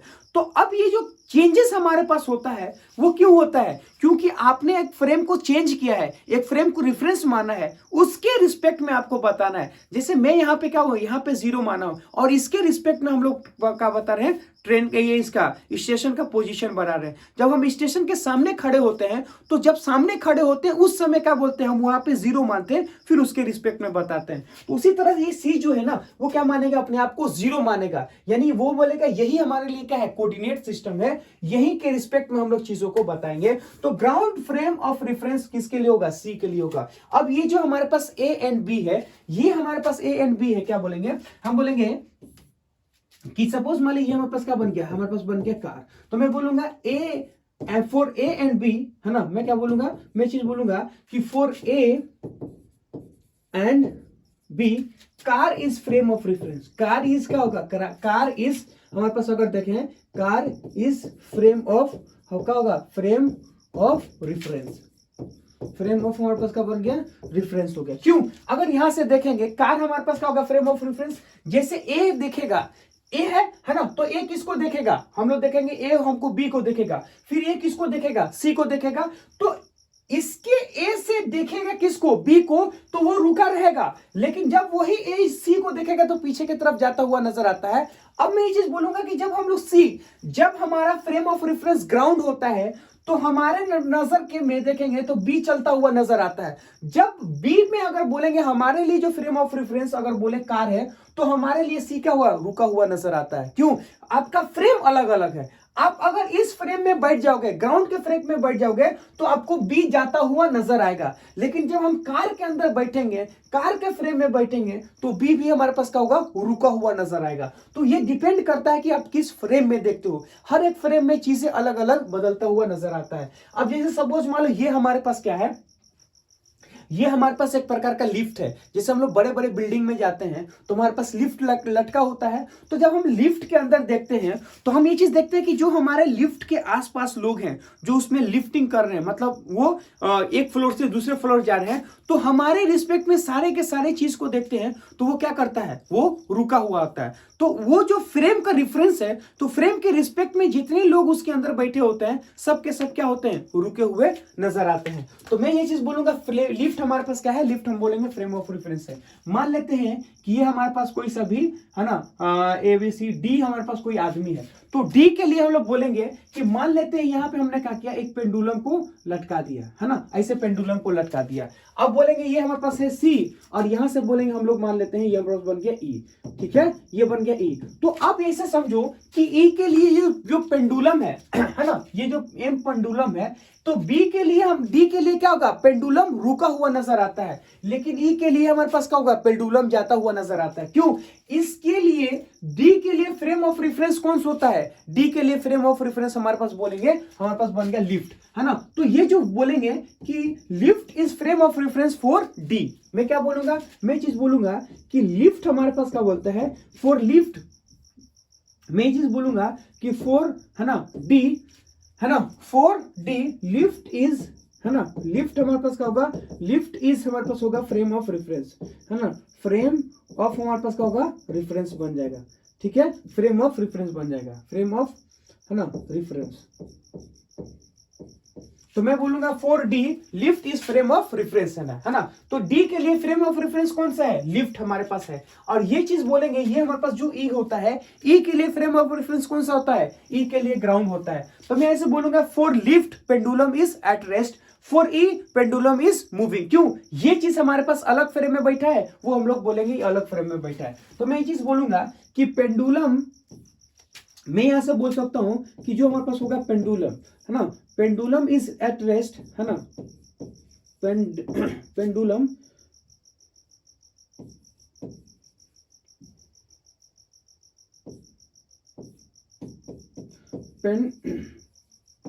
पेंडुलम इज एट, हमारे पास क्या होगा, रेस्ट, है ना, pendulum is at rest for किसके, फॉर डी, बट, है ना, इट मूव, है ना, फॉर किसके लिए, इट मूव फॉर ई, है ना, ई के लिए क्या करेगा, वो मूव करेगा, पर हम बोलेंगे डी के लिए क्या करेगा, वो रुका रहेगा। इस चीज को बोलते हैं हम लोग फ्रेम ऑफ रेफरेंस। अगला हमारे पास आता है type of A motion. Motion कितने टाइप के होते हैं, इस चीज को हम लोग देखेंगे। तो मोशन का टाइप अगर देखें तो हमारे पास जो बेसिक मोशन का टाइप होता है हमारे पास, तो वो चीज हम बोलेंगे 1D मोशन, 2D मोशन और 3D मोशन। एक और तरह का मोशन हमारे पास डिवाइस कर सकते हैं, जैसे uniform motion, non uniform motion, ये भी टाइप ऑफ द मोशन है। Uniform motion, non uniform motion हमारे पास क्या होता है, जब इक्वल टाइम में इक्वल डिस्टेंस चलता है तो यूनिफॉर्म मोशन बोलते हैं। इक्वल टाइम में इक्वल डिस्टेंस चलेगा तो क्या होगा, यूनिफॉर्म मोशन होगा। लेकिन हम बोलेंगे नॉन इक्वल टाइम में, है ना, नहीं मैं बोलूंगा कि ये मैं चीज बोलूंगा कि हाँ, नॉन इक्वल टाइम में इक्वल डिस्टेंस चलता हो तो हम इस चीज को बोलते हैं वो नॉन यूनिफॉर्म है। मतलब एक समय में एक डिस्टेंस चलना, फिर उसी समय में उतना ही डिस्टेंस चलने को यूनिफॉर्म बोलते हैं। लेकिन अगर सपोज माना कि एक समय में हम थोड़ा सा डिस्टेंस चले, अगला समय में हम लोग ज्यादा डिस्टेंस चले, अगला उतना ही समय में ज्यादा डिस्टेंस चले, तो मैं ये चीज बोलूंगा कि ये नॉन यूनिफॉर्म मोशन है। तो यूनिफॉर्म मोशन का मतलब होता है जब इक्वल टाइम में इक्वल डिस्टेंस चलता हो तो उसको यूनिफॉर्म बोलते हैं। जब हम बोलेंगे इक्वल डिस्टेंस ना चल के, है ना, इक्वल टाइम में नहीं, मैं बोलूंगा कि इक्वल डिस्टेंस इक्वल टाइम में ना चलता हो तो उसको क्या बोलते हैं हम लोग, नॉन यूनिफॉर्म मोशन बोलते हैं। तो ये एक प्रकार का यूनिफॉर्म मोशन, जब इक्वल डिस्टेंस इक्वल टाइम में चलता हो। हम बोलेंगे कि जब इक्वल हमारे पास क्या होगा, डिस्टेंस अनइक्वल टाइम में चलता हो तो उसको बोलते हैं नॉन यूनिफॉर्म। एक तरह का और हम लोग डिवीजन कर सकते हैं, जैसे मैं ये चीज बोलूंगा कि ट्रांसलेशनल मोशन, है ना, रोटेशनल मोशन और वाइब्रेशनल मोशन। यानी कहने का मतलब है कि अगर हम लोग उसके मोशन के बारे में अगर देखें तो एक तरह से और हम लोग बता सकते हैं कि एक हम लोग कैटेगरी करेंगे कि ट्रांसलेशनल मोशन। ट्रांसलेशनल मोशन होता है जब कोई चीज बिना रोटेट किए हुए जाता हुआ, जैसे सपोज मतलब एक हमारे पास ऑब्जेक्ट है ना, ये मान ले हमारे पास हाथ है, जब एक जगह से दूसरी जगह जाता है तो हाथ के जितने भी पार्टिकल है सबका डिस्प्लेसमेंट, सबका वेलोसिटी और सबका एक्सेलरेशन क्या होता है, सेम हमारे पास होता है। तो मैं ये चीज बोल सकता हूं कि ये हमारे पास क्या है, ट्रांसलेशनल है। और रोटेशन का मतलब होता है जब वो रोटेट करता हो, जैसे ये हमारे पास है फिंगर, तो फिंगर को अगर हम रोटेशन करेंगे तो ये रोटेट कर रहा है, पूरा का पूरा फिंगर हमारे पास क्या होगा, सेम एंगल से रोटेट कर रहा है, तो इसको हम बोलेंगे क्या है, रोटेशनल। और एक हमारे पास होता है वाइब्रेशनल। वाइब्रेशनल मतलब क्या होता है, सिर्फ वाइब्रेट करना। तो ये भी एक प्रकार का कैटेगरी हो सकता है, हम लोग बोलेंगे। और जो तीसरा कैटेगरी होता है, मोशन मूव करता है 1 डायमेंशन, 2 डायमेंशन और 3 डायमेंशन। तो मैं ये चीज बोलूंगा कि मोशन को बहुत वेराइटी से, बहुत तरह से क्या कर सकते हैं हम लोग, कैटेगराइज कर सकते हैं, यानी बांट सकते हैं, है ना। लेकिन हम लोग जो सिंपलेस्ट फॉर्म होता है उस चीज को पढ़ेंगे, यानी जो हम लोग को ज्यादा अगर यूज करने के लिए अगर देखें तो वो हमारे पास होता है टाइप ऑफ मोशन में 1D मोशन, 2D मोशन और 3D मोशन। तो सबसे पहली बात बोलेंगे on the basis of path, है ना। तो ये जो टाइप हम लोग डिवाइस कर रहे हैं on the basis of path, एक किस पाथ से वो चल रहा है, स्ट्रेट लाइन से चलेगा तो 1D मोशन, अगर वो प्लेन में उसका पाथ होगा तो 2D मोशन होगा, अगर उसका पाथ स्पेस में होगा तो 3D मोशन होगा। तो मैं यहां से बोल सकता हूं कि सबसे पहली बात बोलेंगे हमारे पास क्या होगा, सबसे पहली बात देखेंगे 1D मोशन। तो हम लोग सबसे पहले क्या देखेंगे, 1D मोशन, है ना, 1D हमारे पास आ गया 1D मोशन, है ना। 1D मोशन, 1D मोशन का मतलब हमारे पास क्या होता है उस चीज को देखिएगा, है ना। 1D मोशन, 1D मोशन का मतलब होता है when particle move in a straight line. तो मैं ये चीज बोलूंगा कि व्हेन, है ना, when particle when particle move in a straight line, है ना, when particle move in a straight line, when particle move in a straight line, है ना, straight line, when particle move in straight line, जब particle हमारे पास क्या होता है स्ट्रेट लाइन में मूव करता है तो उसको बोलते हैं 1D मोशन। जैसे सपोज मान लो कि एक हमारे पास ऐसे पार्टिकल है ना, तो जब हमारे पास पार्टिकल होता है ऐसे सीधा जाएगा यानी ये स्ट्रेट लाइन में जाएगा तो हम लोग क्या बोलते हैं, हम ये चीज बोलेंगे ये 1D मोशन है ना, इसको क्या बोलेंगे 1D मोशन, है ना, motion in straight line. 1D motion का मतलब होता है मोशन इन स्ट्रेट लाइन, है ना, मोशन इन हमारे पास क्या होगा स्ट्रेट लाइन, है ना, तो हम इसे बोल सकता है कि मोशन हमारे पास क्या होगा मोशन इन स्ट्रेट लाइन। जैसे अगर ये चीज जो सिर्फ एक ही डायमेंशन में नहीं होता है, अब हम ये चीज बोलेंगे कि मान लेते हैं हमारे पास क्या बन गया कि ये हमारे पास बन गया एक्स एक्सिस, ये बन गया हमारे पास बन गया वाई एक्सिस। अगर ये भी मोशन हमारे पास अगर बोले, अगर पार्टिकल का बोले ये जो हमारे पास मोशन है, मान लेते हैं ये v वेलोसिटी से जा रहा है, ये भी हमारे पास क्या है, ये भी हमारे पास होता है 1D मोशन। अगर वो सीधी रेखा में चलेगा तो 1D मोशन होता है, चाहे वो प्लेन में चले, चाहे वो एक एक्सिस में चले या दो एक्सिस के बीच में चले, उससे मतलब नहीं होता है। ऐसा नहीं होता है कि जो अगर सीधा चलेगा तो 1D मोशन होता है। हम ये चीज बोलेंगे कि जो हमारे पास होता है प्लेन में चलता है वो 1D मोशन नहीं होता है। मतलब अगर वो एक्स और वाई के बीच में भी चलता हो ना तब भी हमारे पास क्या होगा 1D मोशन है। तो 1D मोशन का मतलब ऐसा समझो कि जो सीधा चलता हो उसको हम लोग क्या बोलते हैं 1D मोशन। तो ये भी हमारे पास क्या बन जाएगा, ये भी हमारे पास बन जाएगा 1D मोशन हो जाएगा, ये भी हमारे पास क्या बन जाएगा 1D मोशन हो जाएगा, है ना। क्यों, ये भी हमारे पास क्या बोला 1D मोशन यानी मोशन इन स्ट्रेट लाइन। तो मैं बोलूंगा क्या होगा मोशन इन, है ना, मोशन इन हमारे पास क्या होगा स्ट्रेट लाइन, है ना, motion in straight line, straight line, है ना, मोशन ही हमारे पास क्या होगा स्ट्रेट लाइन। ये चीज हमारे पास आ गया। अब हम ये चीज बोलेंगे कि ये हमारे पास बन गया स्ट्रेट लाइन बन गया। अब हमारे पास आता है 2D मोशन, है ना, तो यहां से हम लोग बोलेंगे हमको लेना है 2D मोशन। 2D मोशन क्या होता है, मोशन इन ए प्लेन, वो एक प्लेन में हमारे पास क्या होता है मोशन होता है, वो चीज देखिए। तो मैं बोलूंगा 2D हमारे पास क्या होगा 2D मोशन, है ना, 2D हमारे पास क्या होगा 2D motion, motion in a plane, वो किसी एक प्लेन में हमारे पास क्या होता है मोशन होता है। तो मैं ये चीज बोलूंगा कि मोशन इन ए प्लेन, है ना, मोशन इन ए प्लेन, या फिर हम बोल सकते हैं motion can not be capture in a straight line. ये भी बोल सकते हैं कि मोशन, है ना, motion can not be, motion can not, है ना, motion can not be capture, motion can not be capture in straight line. इन हमारे पास क्या होगा straight line, straight line, motion can not be capture in straight line. अगर हम लोग मोशन को स्ट्रेट लाइन में कैप्चर नहीं कर पाते हैं तब हम लोग क्या बोलेंगे वो 2D मोशन होता है। जैसे सपोज मान ले कि ये चीज हमारे पास है ना, अगर हम बोलेंगे सुनो ये हमारे पास ऐसे है, अगर वो मान लेते हैं कि पार्टिकल हम लोग बोलेंगे किसी एंगल से फेंकते हैं और वैसे पाराबोला हमारे पास पाथ बनाता है ना। मान लो कि हम लोग क्या करते हैं कि किसी एंगल थीटा से फेंकते हैं, तो जब हम लोग किसी एंगल थीटा से फेंकेंगे तो वो ऐसे जा रहा है, तो वो एक स्ट्रेट लाइन है। अगर ये स्ट्रेट लाइन नहीं है और इस प्लेन में है तो मैं ये चीज बोल सकता हूं कि ये हमारे पास क्या बन गया, ये हम लोग बोलेंगे हम लोग 2D मोशन है। तो ये जो पाराबोला हमारे पास है ना, पाराबोला पाथ, है ना, पारा बोला हमारे पास क्या हो गया पाथ हो गया। तो ये हमारे पास क्या बन गया, ये बन गया हमारे पास हो गया 2D मोशन हो गया। ठीक है, ये चीज हमारे पास क्या बन गया 2D मोशन हो गया। जैसे मैं बोलूंगा कि सपोज मान लो कि एक पार्टिकल हमारे पास सर्कल में मूव कर रहा है ना, एक पार्टिकल हमारे पास क्या कर रहा है ऐसे सर्कल में मूव कर रहा है। तो अगर एक पार्टिकल हमारे पास होगा सर्कल में मूव कर रहा है तो ये भी क्या होगा, ये भी हमारे पास अगर देखें तो ये भी हमारे पास क्या होगा 2D मोशन हमारे पास हो जाएगा। तो ये भी हमारे पास क्या हो जाएगा 2D मोशन हो जाएगा। तो 2D मोशन का मतलब ऐसे समझो जो हम लोग क्या करते हैं एक प्लेन में हम लोग कैप्चर कर सकते हैं, है ना, और उसको हम लोग किस में कैप्चर नहीं करेंगे स्ट्रेट लाइन में। यानी अगर थोड़ा सा मुड़ाव हो हमारे पास होगा ना तो हम बोलेंगे वो 2D मोशन है। और 3D मोशन का मतलब क्या होता है वो चीज देखिए, है ना, 3D मोशन। तो 3D मोशन अगर हम लोग बोले कि motion in A space, motion किस में होता है मोशन इन ए स्पेस, तो मैं इसे बोलूंगा कि ये हमारे पास अगर देखें तो हमारे पास क्या होगा मोशन इन स्पेस, है ना। तो मैं यहां से बोल सकता हूं कि मोशन हमारे पास क्या होगा मोशन इन, है ना, मोशन इन स्पेस, है ना, यहाँ से बोलेंगे motion in A space. Motion in A space को हम लोग क्या बोलते हैं, हम लोग बोलेंगे 3D मोशन होता है। जैसे सपोज मान लो, पहले इसको देखो क्या बोल रहे हैं। जैसे सपोज मान लो कि हमारे पास हेलिकल पाथ होता है। हेलिकल पाथ का मतलब होता है हमारे पास क्या होता है, सुनो ये चीज हमारे पास हो हेलिकल पाथ। ये जो हमारे पास होता है हेलिकल पाथ, है ना, ये हमारे पास हो गया हेली, है ना, कल हमारे पास हो गया पाथ।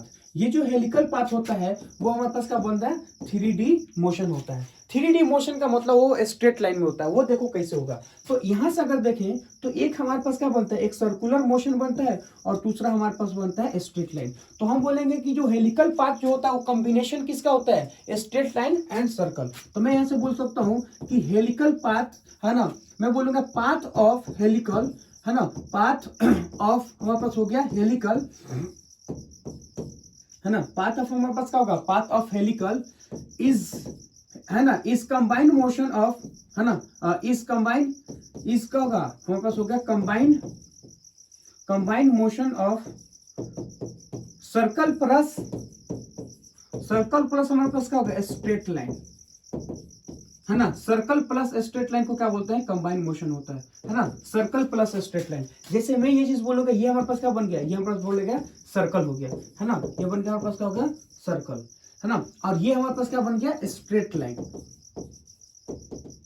ठीक है। और इन दोनों का जो कॉम्बिनेशन होता है वो हमारे पास क्या बनता है, हेलिकल बनता है। जैसे ऐसे समझो कि ये हमारे पास क्या बन गया 2D और ऊपर वाला हमारे पास क्या बन गया 1D।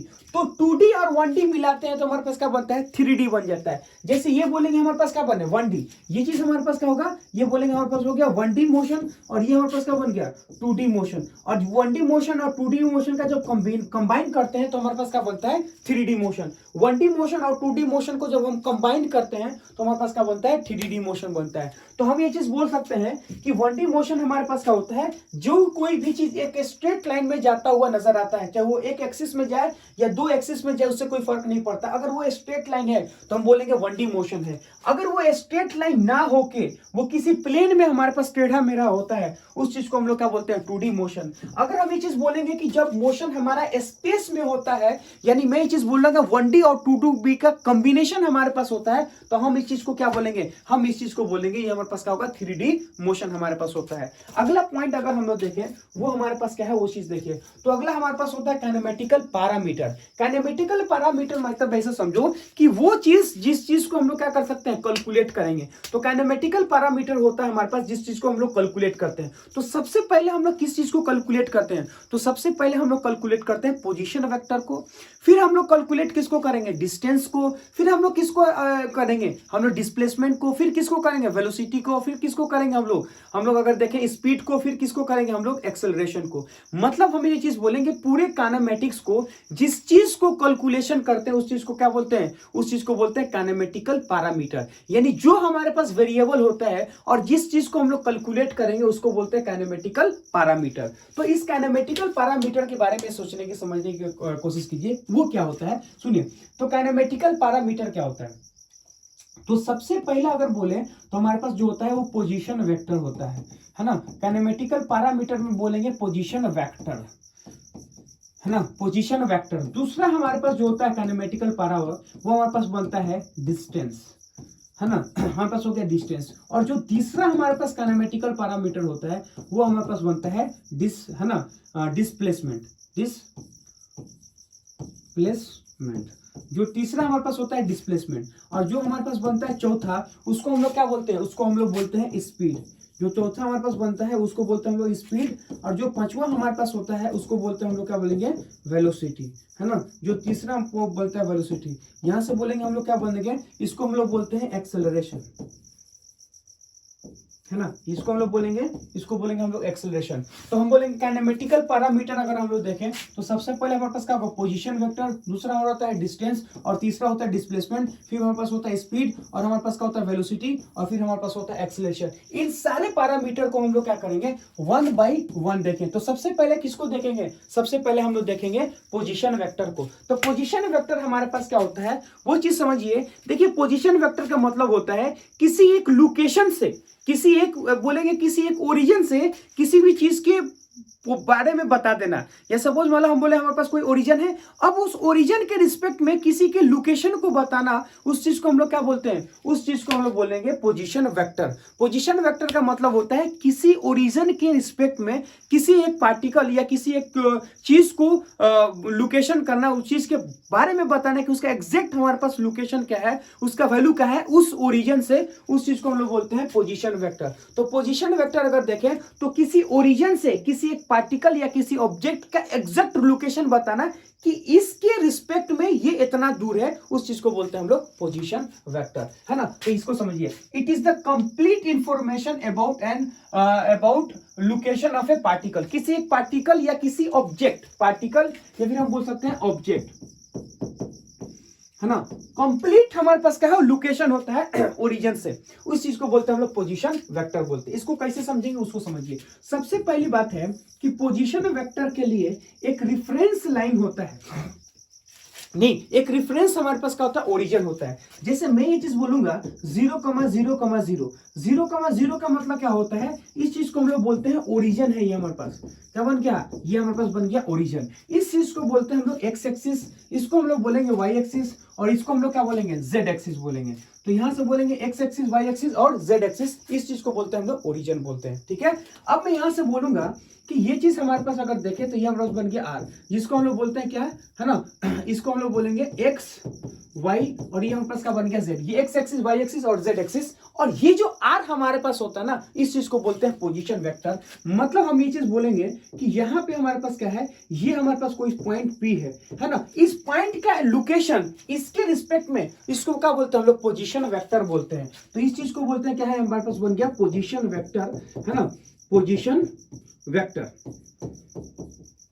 ये बन गया पोजीशन ऑफ वेक्टर। या मैं ये चीज बोलूंगा पोजीशन ऑफ पी, है ना, मैं ये चीज बोलूंगा पोजीशन, है ना, पोजीशन ऑफ, है ना, मैं ये चीज बोलूंगा position of P with respect to origin, है ना। ओरिजिन के रिस्पेक्ट में किसके बारे में बताना, इस पी पॉइंट के बारे में बताना, उसी को बोलते हैं पोजीशन वेक्टर, है ना, with respect to origin. Origin के रिस्पेक्ट में पी पॉइंट के लोकेशन को या पी पॉइंट को बताना, उस चीज को हम लोग बोलते हैं पोजीशन वेक्टर। अब यहां समझो इसको हम लोग कैसे लिखेंगे। तो पोजीशन वेक्टर को हम लोग लिखते हैं आर, हम लोग लिखते हैं। अब उसका मतलब क्या है, एक्स वाई जेड का मतलब होता है कि उसका लोकेशन एक्स एक्सिस में एक्स है ना, वाई एक्सिस में हम लोग बोलेंगे जेड है, ये जे है, और जेड एक्सिस में हमारे पास क्या बन जाएगा, के बन जाएगा। तो ये जो पोजीशन हमारे पास है, एक्स एक्सिस में हमारे पास क्या है, आई है ना, और वाई एक्सिस में कितना है, जे है, और जेड एक्सिस में कितना हमारे पास बोलेंगे जेड है।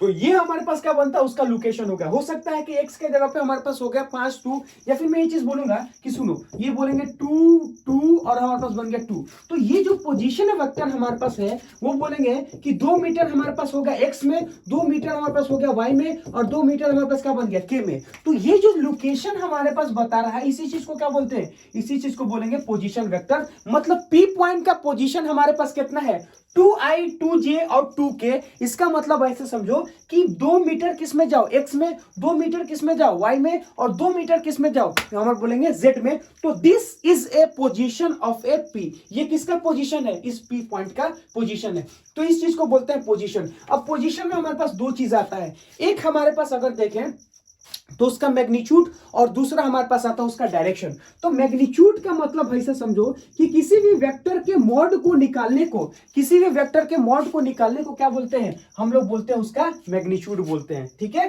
तो अब इसका हम लोग मॉड निकालते हैं। तो मॉड हमारे पास क्या बोलता है कि सारे वेक्टर को स्क्वायर करके ऐड कर दो, सारे वेक्टर को क्या क्या स्क्वायर करके ऐड कर दो। जैसे हम बोलोगे एक्स आई वाई जे और जेड के, ये क्या है, ये हमारे पास आर का लोकेशन है। तो रूट के अंदर हमारे पास क्या होगा, X square plus Y square plus में जेड स्क्वायर, ये हमारे पास क्या बन गया, पोजीशन वेक्टर बन गया। ठीक है, ये चीज हमारे पास आ गया, है ना। तो अब यहां से बन गया हमारे पास हो गया पोजीशन वेक्टर। अब हम लोग के पास बोलेंगे ये हमारे पास क्या बन गया, ये हमारे पास बन गया मैग्नीट्यूड, है ना, ये हमारे पास बन गया मैग्नीट्यूड। अब हम लोग बोलते हैं कि यूनिट वेक्टर से हम लोग क्या निकालेंगे, डायरेक्शन को निकालेंगे, है ना। यूनिट वेक्टर से हम लोग क्या करेंगे, डायरेक्शन को। तो डायरेक्शन को हमको निकालना होगा तो पोजीशन वेक्टर और मोड ऑफ पोजीशन वेक्टर लिख लो, है ना। तो मैं ये चीज बोलूंगा कि यूनिट वेक्टर हमें क्या करता है, यूनिट वेक्टर हमें को डायरेक्शन को रिप्रेजेंट करता है। वेक्टर लिखो और उसका हम लोग मोड लिख लेंगे, तो हमारे पास क्या बन गया, यूनिट वेक्टर बन गया। तो ये चीज हम लोग बोलेंगे ये हमारे पास बन गया यूनिट वेक्टर। तो यूनिट वेक्टर हमारे पास क्या होगा, पोजीशन है आई, है ना। पोजीशन हमारे पास कितना बन गया, हम बोलेंगे क्या होगा एक्स आई, और फिर हमारे पास क्या होगा वाई जे, और फिर हमारे पास क्या होगा जेड के, है ना। और फिर हम लोग लिखेंगे मोड हमारे पास क्या होगा, मोड अगर देखें रूट के अंदर हमारे पास क्या होगा एक्स स्क्वायर प्लस हमारे पास क्या होगा वाई स्क्वायर प्लस हमारे पास क्या होगा जेड स्क्वायर। तो यहां से समझो कि ये हमें क्या बताता है, इसको बोलेंगे डायरेक्शन ऑफ, है ना, डायरेक्शन ऑफ, सुनना मेरा भाई, direction of position vector, direction of हमारे पास क्या होगा, डायरेक्शन ऑफ पोजीशन वेक्टर, है ना। डायरेक्शन ऑफ पास क्या होगा, पोजीशन, हमारे पास हो गया डायरेक्शन ऑफ पोजीशन वेक्टर। बात समझ में आया। तो ये चीज हमारे पास क्या है, डायरेक्शन और मैग्नीट्यूड ऑफ पोजीशन वेक्टर, ये हमारे पास हो गया डायरेक्शन ऑफ पोजीशन वेक्टर। तो मैग्नीट्यूड ऑफ हमारे पास क्या होगा, मैग्नीट्यूड ऑफ पोजीशन, है ना, position vector, magnitude of position हमारे पास क्या होगा, पोजीशन ऑफ वेक्टर, और ये क्या होगा direction of A position vector. तो पोजीशन वेक्टर का मतलब ऐसे समझो कि जो लोकेशन हमको बताता है इस ओरिजिन के रिस्पेक्ट में, उस चीज को बोलते हैं पोजीशन वेक्टर। जैसे बोलेंगे x, y, z, ये किसका पोजीशन है, ये p का पोजीशन है। तो x i plus Y J plus में z के, ये हमारे पास क्या है, ये बोलेंगे पोजीशन। अब इसका मैग्नीट्यूड हमें निकालना होगा, तो क्या करेंगे, सबको हम लोग स्क्वायर करेंगे, ऐड करेंगे, फिर रूट चढ़ा देंगे। अगर इसका डायरेक्शन हमें निकालना पड़ेगा तो हम लोग क्या बोलते हैं, इसको यूनिट वेक्टर रिप्रेजेंट करते हैं। ये हमारे पास बन गया यूनिट वेक्टर। अगला पॉइंट हमारे पास क्या आता है, उस चीज को देखिए। तो अगला पॉइंट हमारे पास आता है चेंज इन पोजीशन, है ना। तो पोजीशन का हमारे पास क्या होगा, चेंज होगा। मतलब एक पॉइंट से दूसरे पॉइंट में जाने को हम लोग क्या बोलते हैं, चेंज इन पोजीशन वेक्टर। ठीक है, ये क्या होता है अभी बताते हैं हम लोग।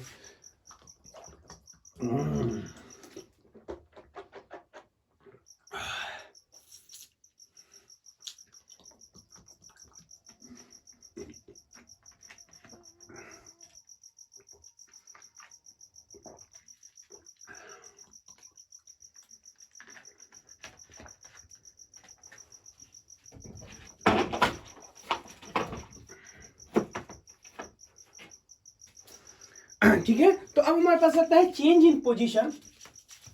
तो चेंज इन पोजीशन का सिंपल सा मतलब हमारे पास क्या होता है, वो चीज देखिएगा कि लोकेशन में चेंज, उसको बोलते हैं चेंज इन पोजीशन। क्या हो उसको समझो।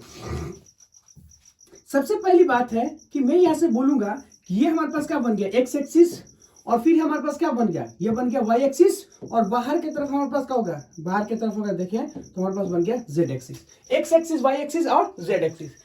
अब हम ये चीज बोल सकते हैं कि ये हमारे पास क्या है, ओरिजिन है। ओरिजिन का मतलब होता है कि जिसके रिस्पेक्ट में हम लोग पोजीशन के बारे में बताते हैं। तो इसी के रिस्पेक्ट में हम लोग क्या करेंगे, पोजीशन के बारे में बताएंगे। तो सबसे पहले ऐसे समझो कि एक हमारे पास पोजीशन है, इसको हम लोग बोलेंगे हमारे पास क्या हो गया R1। ये हमारे पास वन पोजीशन है ना। ये हमारे पास बन गया कोई एक सा वन का हमारे पास पोजीशन है ना। तो ये जो पोजीशन है वो किसका है, ये पोजीशन बोलेंगे तो ये बोलेंगे हमारे पास क्या होगा, पोजीशन हमारे पास बन गया 1। इस चीज को हम लोग क्या लिख सकते हैं, इस चीज को बोलेंगे हम लोग, है ना, कि x1 हमारे पास क्या होगा y1, और ये हमारे पास क्या होगा z1। ठीक है, अब यहाँ से बोलेंगे कि हम यहाँ से यहाँ जा रहे हैं, है ना। जब हम यहाँ से यहाँ जा रहे हैं तो ये हमारे पास क्या हो गया R1, ये कहता हूँ हमारे पास बन गया R2। तो ये हमारे पास बन गया R1, ये हमारे पास बन गया R2। तो यहाँ से बोलेंगे ये पोजीशन कितना है R1 का, ये पोजीशन किसका है, R2 का है। तो मैं यहाँ से बोल सकता हूँ कि मैं बोलूंगा कि यहाँ से बोल सकता हूँ क्या होगा कि x2, है ना, y2, और ये क्या होगा हमारे पास हो गया z2। ये चीज हमारे पास आ गया। तो यहाँ से बोलेंगे x1, y1 और z1, ये कितना होगा x2, y2 और z2। तो ये हमारे पास क्या है, R1 का पोजीशन, ये किसका है, हमारे पास R2 का पोजीशन है। तो मैं जब यहाँ से इसको मिलाता हूँ, ये हमारे पास क्या होगा, position of 2 with respect to 1। ये क्या है हमारे पास, position of 1 with respect to 2। मतलब पहले 1 पे पोजीशन था, अब उसका क्या होगा, 2 पे पोजीशन हो गया। मैं ये चीज बोलूंगा कि पहले वो कहां था, पहले वो 1 पे था। तो जब वो 1 पे था, x1, y1 और हमारे पास क्या होगा, z1, है ना, x1, y1 हमारे पास क्या हो गया, z1। तो पहले वो यहां पे लोकेशन था, अब अपने लोकेशन का क्या करता है, 1 से लेके कहां चला जाता है, 2 पे। तो जब एक से दूसरे पे चला जाता है तो पोजीशन का चेंज हो गया, पहले 1 पे था, अब वो वहां से चल के कहां पे चला जाता है, 2 पे। तो ये जो हमारे पास होता है position of 2 with respect to 1, इसी चीज को क्या बोलते हैं, इसी चीज को बोलते हैं चेंज इन पोजीशन। तो मैं ये चीज बोलूंगा चेंज इन हमारे पास क्या होगा, पोजीशन हो गया। तो ये जो हमारे पास पोजीशन हमारे पास होता है, पोजीशन हम बोलेंगे चेंज इन पोजीशन। इसको कैसे निकालेंगे, तो देखिए, तो हम ये बोल सकते हैं कि जो पहले 1 पे था, यानी इसका लोकेशन 1 पे था, अब 1 से जब हम लोग के पास कहां जाता है, 2 पे, तो 1 से लोकेशन शिफ्ट करता है 2 पे। तो चेंज इन पोजीशन हम लोग कैसे निकालेंगे, तो मैं बोलूंगा अकॉर्डिंग टू ट्रायंगल लॉ। सुनिए मैं क्या बोल सकता हूं, मैं ये चीज बोलूंगा कि अकॉर्डिंग टू, है ना, अकॉर्डिंग टू ट्रायंगल लॉ,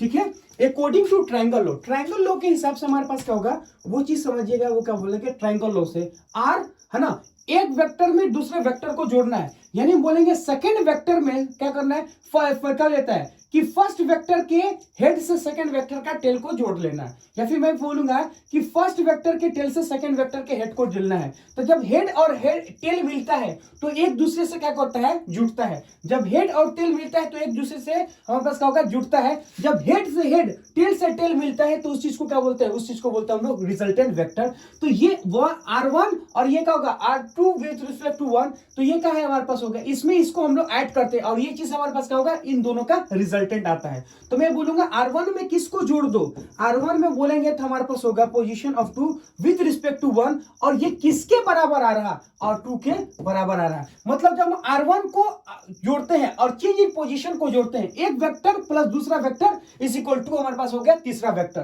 तो एक वेक्टर में दूसरे वेक्टर को जोड़ते हैं तो तीसरा वेक्टर हमारे पास क्या बनता है, रिजल्टेंट बनता है। तो अगर हम बोलेंगे R2 निकालना है, position of R2 with respect to R1, वो हमारे पास क्या होगा, R2 माइनस हमारे पास हो गया R1। तो मैं ये चीज बोलूंगा कि ये हमारे पास क्या है, पोजीशन का चेंज है। यानी अगर मैं ये चीज बोल सकता हूं कि ये हमारे पास क्या हो गया, पोजीशन का चेंज है ना। तो मैं यहां से बोल दूंगा पोजीशन का चेंज। तो पोजीशन का चेंज हमारे पास क्या होगा, R2 माइनस हमारे पास क्या बनेगा, R1।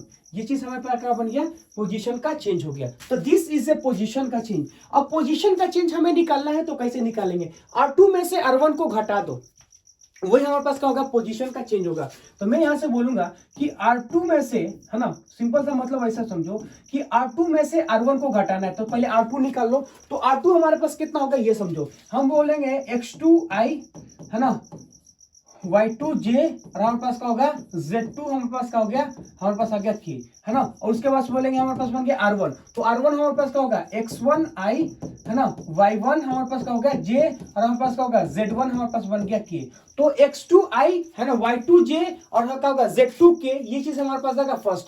और हमारे पास क्या होगा X1I प्लस Y1J और क्या होगा Z1K, ये चीज आ गया। अब हमको चेंज निकालना है। तो डेल्टा R में हम लोग क्या बोलेंगे, डेल्टा R में हम बोलेंगे हमारे पास क्या बन गया, R2 माइनस हमारे पास क्या बन गया, R1, है ना। यहां से बोलेंगे ये हमारे पास हो गया R2 माइनस R1।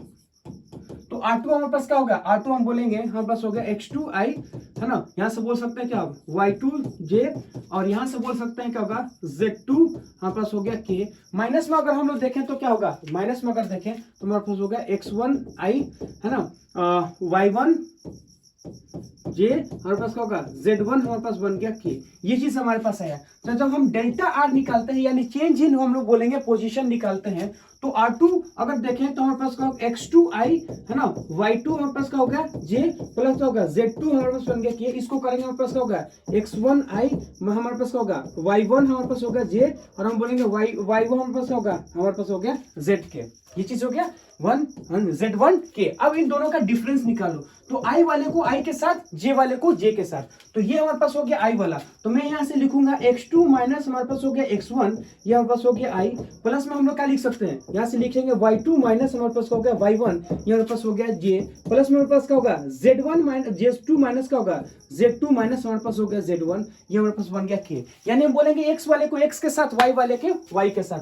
अब ऐसे समझो कि ये हमारे पास होगा चेंज इन पोजीशन। अगर हमें चेंज इन पोजीशन का मॉड निकालना है, चेंज इन पोजीशन का क्या निकालना है, चेंज इन पोजीशन का अगर हमको मॉड निकालना है, तो सिंपल सा मतलब ऐसे समझो कि I वाले का कोफिशिएंट को स्क्वायर करो, फिर दूसरे वाले का, फिर तीसरे वाले को, फिर उन दोनों को ऐड करो, फिर उसका रूट चढ़ा दो। मतलब होता है जो भी आई का कोफिशिएंट होता है उसको स्क्वायर करो, फिर प्लस में वाई वाले जे वाले का स्क्वायर करो, फिर प्लस में किसका होगा जेड वाले का स्क्वायर करो, और सबको ऐड करके स्क्वायर रूट चढ़ा दो। तो मैं यहां से बोलूंगा कि x2 माइनस हमारे पास हो गया x1 का होल स्क्वायर, फिर हमारे पास क्या होगा y2 माइनस y1 का क्या होगा होल स्क्वायर, और फिर हम लोग बोलेंगे z2 माइनस हमारे पास क्या होगा z1 का हमारे पास हो गया होल स्क्वायर, है ना। तो यहां से लिखेंगे x2 माइनस x1 का होल स्क्वायर प्लस में y2 माइनस y1 का होल स्क्वायर प्लस में इसका होगा z1 माइनस z2 का होल स्क्वायर। ये चीज हमारे पास आया। अगर आपको ये चीज पूछ दे कि इसका डायरेक्शन हमारे पास क्या होगा, तो जो यूनिट वेक्टर का डायरेक्शन होता है वही किसका डायरेक्शन होगा, चेंजिंग पोजीशन का डायरेक्शन होगा। तो मैं ये चीज बोलूंगा कि डायरेक्शन ये हमारे पास क्या है, यहां से बोलेंगे तो अगर हम ये चीज बोलें कि ये हमारे पास क्या बन गया, ये हमारे पास होगा magnitude of change in position. तो मैं बोलूंगा ये हमारे पास आखिर क्या है, तो यहां से बोलूंगा कि मैग्नीट्यूड ऑफ, है ना, मैग्नीट्यूड ऑफ पोजीशन वेक्टर, है ना। तो मैं बोलूंगा magnitude of change in position vector, magnitude of हमारे पास क्या होगा चेंज, हमारे पास होगा change in position vector, magnitude of का होगा चेंज इन पोजीशन, हमारे पास क्या होगा वेक्टर हो जाएगा। ये चीज समझो, चेंज इन पोजीशन हमारे पास क्या हो गया वेक्टर हो गया। ये चीज हमारे पास आया। अब हम ये चीज बोलेंगे कि उसका डायरेक्शन हमारे पास क्या होगा, तो मैं बोलूंगा direction of change in position vector. तो उस चीज को हम लोग बोलते हैं कि डेल्टा आर का क्या कर लो, यूनिट वेक्टर निकाल लो। तो जो डेल्टा आर का यूनिट वेक्टर निकालोगे वही हमारे पास क्या होगा, उसका डायरेक्शन होगा। उसको हम लोग कैसे निकालते सुनिए। तो हम लोग बोलेंगे कि चेंज इन पोजीशन वेक्टर लिख लो, फिर हम बोलेंगे चेंज इन पोजीशन वेक्टर का मोड लिख लो। सिंपल सा मतलब क्या होगा, चेंज इन पोजीशन वेक्टर लिख लो और फिर चेंज इन पोजीशन वेक्टर का मोड लिख लो। ये हमारे पास क्या होगा direction of change in position, ये हमारे पास क्या होगा डायरेक्शन ऑफ, है ना, direction of change in position vector, change in क्या होगा पोजीशन वेक्टर। तो डायरेक्शन ऑफ हमारे पास क्या होगा चेंज इन पोजीशन वेक्टर। ये चीज है। तो इसको हम लोग कैसे लिखेंगे, तो ये हम बोलेंगे आर का वैल्यू हमारे पास क्या था x2 माइनस x1 i, है ना। फिर इसको बोलेंगे हमारे पास क्या होगा y2 माइनस हमारे पास क्या होगा y1 j, और फिर हमारे पास क्या होगा z2 माइनस हमारे पास क्या होगा z1 हमारे पास हो गया k। अगर इसका यूनिट वेक्टर हमको निकालना होगा तो वो हम अपना क्या बोलेंगे, यानी इसका मैग्नीट्यूड अगर निकालना होगा तो हम लोग कैसे निकालते हैं, तो इसका बोलेंगे कोफिशिएंट i का कोफिशिएंट, है ना, का स्क्वायर प्लस हमारे पास क्या होगा y का कोफिशिएंट, है ना, का स्क्वायर, और फिर क्या होगा z के कोफिशिएंट का, यानी हम बोलेंगे k के कोफिशिएंट का क्या होगा हमारे पास होगा स्क्वायर, और सबको ऐड कर दो, सबको रूट चढ़ा दो। तो ये हमारे पास क्या बन गया यूनिट वेक्टर, जो किसके अलोंग होगा चेंज इन पोजीशन वेक्टर के अलोंग होगा। ठीक है। अगला क्वेश्चन हमारे पास क्या बोलता है, a particle move in a straight line from हेतना टू हेतना then find the change in position vector. यानी कहने का मतलब है कि एक पार्टिकल एक लोकेशन से उठ के दूसरे लोकेशन पर चला जाता है। मतलब पहला उसका अगर हम लोग देखें पोजीशन क्या है 1 2 और 3, यानी x में 1 है, y में क्या है 2 है, और z में कितना है 3 है, और फिर वो यहां से यहां आता है। मतलब अगर ऐसे समझो कि 4 में कितना है, x में कितना है 4, फिर 6, फिर 15, तो इस लोकेशन से इस लोकेशन पे चला जाता है, यानी इस पोजीशन से इस पोजीशन पे वो क्या करता है चला जाता है। तो इसको बोलते हैं चेंज इन पोजीशन। उसको हम लोग कैसे करेंगे उसको समझने की कोशिश कीजिए, है ना। तो मैं बोलूंगा चेंज इन पोजीशन। तो यहां से अगर हम लोग बोले, है ना, चेंज इन पोजीशन हमारे पास क्या होगा, ये चीज हमारे पास आया है, ये हमारे पास हो गया, है ना, y एक्सिस, और ये क्या होगा हमारे पास हो गया x एक्सिस, और ये हमारे पास क्या होगा z एक्सिस। ठीक है। तो यहां से अगर बोले हम लोग, तो यहां से अगर हम लोग बोलना चाहें तो ये हमारे पास क्या होगा फर्स्ट पोजीशन, ये 1 हो गया, वो कितना हमारे पास होगा 1, 2, हमारे पास क्या होगा 3, और हम बोलेंगे चेंज इन पोजीशन, ये हमारे पास कितना होगा, ये हमारे पास होगा 4, 6, और ये कितना होगा हमारे पास होगा 15, ठीक है। तो ये हमारे पास हो गया R1, और ये कितना हमारे पास हो गया R2, और ये वाला जो चीज हमारे पास होगा वो डेल्टा R होता है, यानी चेंज इन पोजीशन होता है। ये चीज कितना बन गया चेंज इन पोजीशन। तो अगर हमको चेंज इन पोजीशन निकालना होगा तो फर्स्ट वेक्टर को सेकंड वेक्टर से ऐड कर दो। तो ये हमारे पास हो गया ए फर्स्ट वेक्टर, ये हमारे पास हो गया सेकंड वेक्टर, ये हमारे पास क्या बनता है थर्ड वेक्टर, यानी रिजल्टेंट वेक्टर। एक वेक्टर को दूसरे वेक्टर में ऐड करते हैं, ये मतलब क्या देता है तीसरा वेक्टर दे देता है। तो मैं यहां से बोलूंगा कि फर्स्ट वेक्टर प्लस हमारे पास क्या होगा delta R vector is equal to हमारे पास क्या होगा R2 वेक्टर। तो अगर हमको डेल्टा आर निकालना है ना, तो मैं बोलूंगा कि डेल्टा आर अगर निकालना होगा तो मैं बोलूंगा R2 माइनस हमारे पास होगा R1। तो ये कितना होगा 1 विथ रिस्पेक्ट टू 2, या बोलेंगे हमारे पास होगा 2 विथ रिस्पेक्ट टू 1। तो ये कितना होगा हमारे पास होगा डेल्टा आर जो हमारे पास होगा 2 विथ रिस्पेक्ट टू 1। तो यहां से बोल सकते हैं लोकेशन। तो R1 का लोकेशन हमारे पास क्या होगा वो चीज देखिए। तो R1 हमारे पास यही है ना, क्या होगा x में हमारे पास हो गया i का मतलब हो गया 1, और फिर कितना होगा 2j, और फिर हमारे पास क्या होगा 3 हमारे पास बन गया k। ये चीज हमारे पास आ गया। अब बोलेंगे हमारे पास होगा R2 निकालना है। तो R2 कौन होता है हमारे पास होगा ये, तो इसको क्या बोलेंगे 4i है ना। R2 अगर बोलेंगे तो हमारा क्या होगा 4i, और ये चीज कितना हो गया 6j, और फिर इसको क्या करेंगे हमारे पास बन गया 15k। ये चीज बन गया। तो ये है i, ये हमारे पास क्या हो गया R1 और R2। अब यहाँ इसका चेंज हमको निकालना होगा। तो R2 के जगह R2, R1 के जगह पे R2। R2 हमारे पास कितना होगा 4i है ना, ये कितना होगा हमारे पास हो गया 6j, और फिर हमारे पास कितना होगा 15k को माइनस कर देना है किसमें, इसमें। इसको बोलेंगे i, हमारे पास क्या होगा वो ये बोलेंगे 2j, और फिर हमारे पास क्या होगा 3k। अब इन दोनों को हटा देंगे, तो इन दोनों को माइनस करेंगे तो कितना होगा 4 में से 1 चला गया तो कितना बन गया 3i। ठीक है। अब मैं बोलूंगा 6 में से 2 चला गया तो कितना बन गया 4j, और 15 में से 3 चला गया तो कितना बन गया, ये बन गया 12 हमारे पास के। तो यहां से अगर हम बोले कि डेल्टा आर अगर हम लोग बोलना चाहें तो वो हमारे पास कितना होगा, वो हमारे पास होगा 3i है ना, और उसके कितना होगा 4j, और फिर हमारे पास कितना होगा 12k। ठीक है। अब इसका हम लोग क्या कर सकते हैं, इसका हम लोग मॉड निकालेंगे। तो इसका जब हम लोग मॉड निकालते हैं तो फिर हमारे पास क्या बनता है, ये बोलेंगे हम लोग 3 का स्क्वायर। सबका स्क्वायर करके क्या करना है आपको ऐड करना है। तो सबका स्क्वायर करो और फिर उसको क्या कर लो ऐड कर दो। तो सबका स्क्वायर करना है और फिर उसको क्या करना है ऐड कर देना है। तो मैं यहाँ से बोलूंगा कि डेल्टा आर हमारे पास हो गया है ना। तो डेल्टा आर हमारे पास अगर देखें तो हमारे पास कितना होगा, तो यहाँ से बोल सकते हैं हम लोग ये कितना हो जाएगा, ये हो जाएगा हमारे पास होगा 3, और ये कितना होगा 16, और ये कितना होगा हमारे पास होगा 144। ये चीज हमारे पास आ गया। अब इसको ऐड कर लेना है ना। अगर हमको यूनिट वेक्टर चाहिए तो सिंपल सा मतलब बात से समझो, ये हमारे पास क्या है magnitude of change in position. इसको क्या बोलेंगे, इसको बोलेंगे हम लोग है ना मैग्नीट्यूड ऑफ पोजीशन वेक्टर है ना। मैग्नीट्यूड ऑफ हमारे पास क्या होगा मैग्नीट्यूड ऑफ पोजीशन वेक्टर। तो मैग्नीट्यूड ऑफ हमारे पास क्या होगा change in position vector. Magnitude of हमारे पास क्या होगा चेंज इन पोजीशन वेक्टर। ये हमारे पास होगा चेंज इन हमारे पास क्या बोल रहे हैं पोजीशन वेक्टर है ना। मैग्नीट्यूड हमारे पास क्या होगा चेंज इन पोजीशन वेक्टर। ये चीज हमारे पास आया। अब इसको हम लोग कैसे करेंगे कि अगर हम लोग डायरेक्शन हमको चाहिए, तो अगर हम बोलेंगे डेल्टा आर का हमको डायरेक्शन चाहिए तो हम लोग क्या करेंगे कि डेल्टा आर को लिखो, फिर डेल्टा आर का हमारे पास क्या करा मोड को लिख लो। तो डेल्टा आर लिखो फिर डेल्टा आर का मोड लिखो। तो डेल्टा आर हम लोग क्या करेंगे, ये हमारे पास बन जाएगा डेल्टा आर। वो हमारे पास कितना है, वो हम लोग बोलेंगे कि 3i, फिर हमारे पास कितना होगा 4j, और फिर हमारे पास कितना होगा 12k।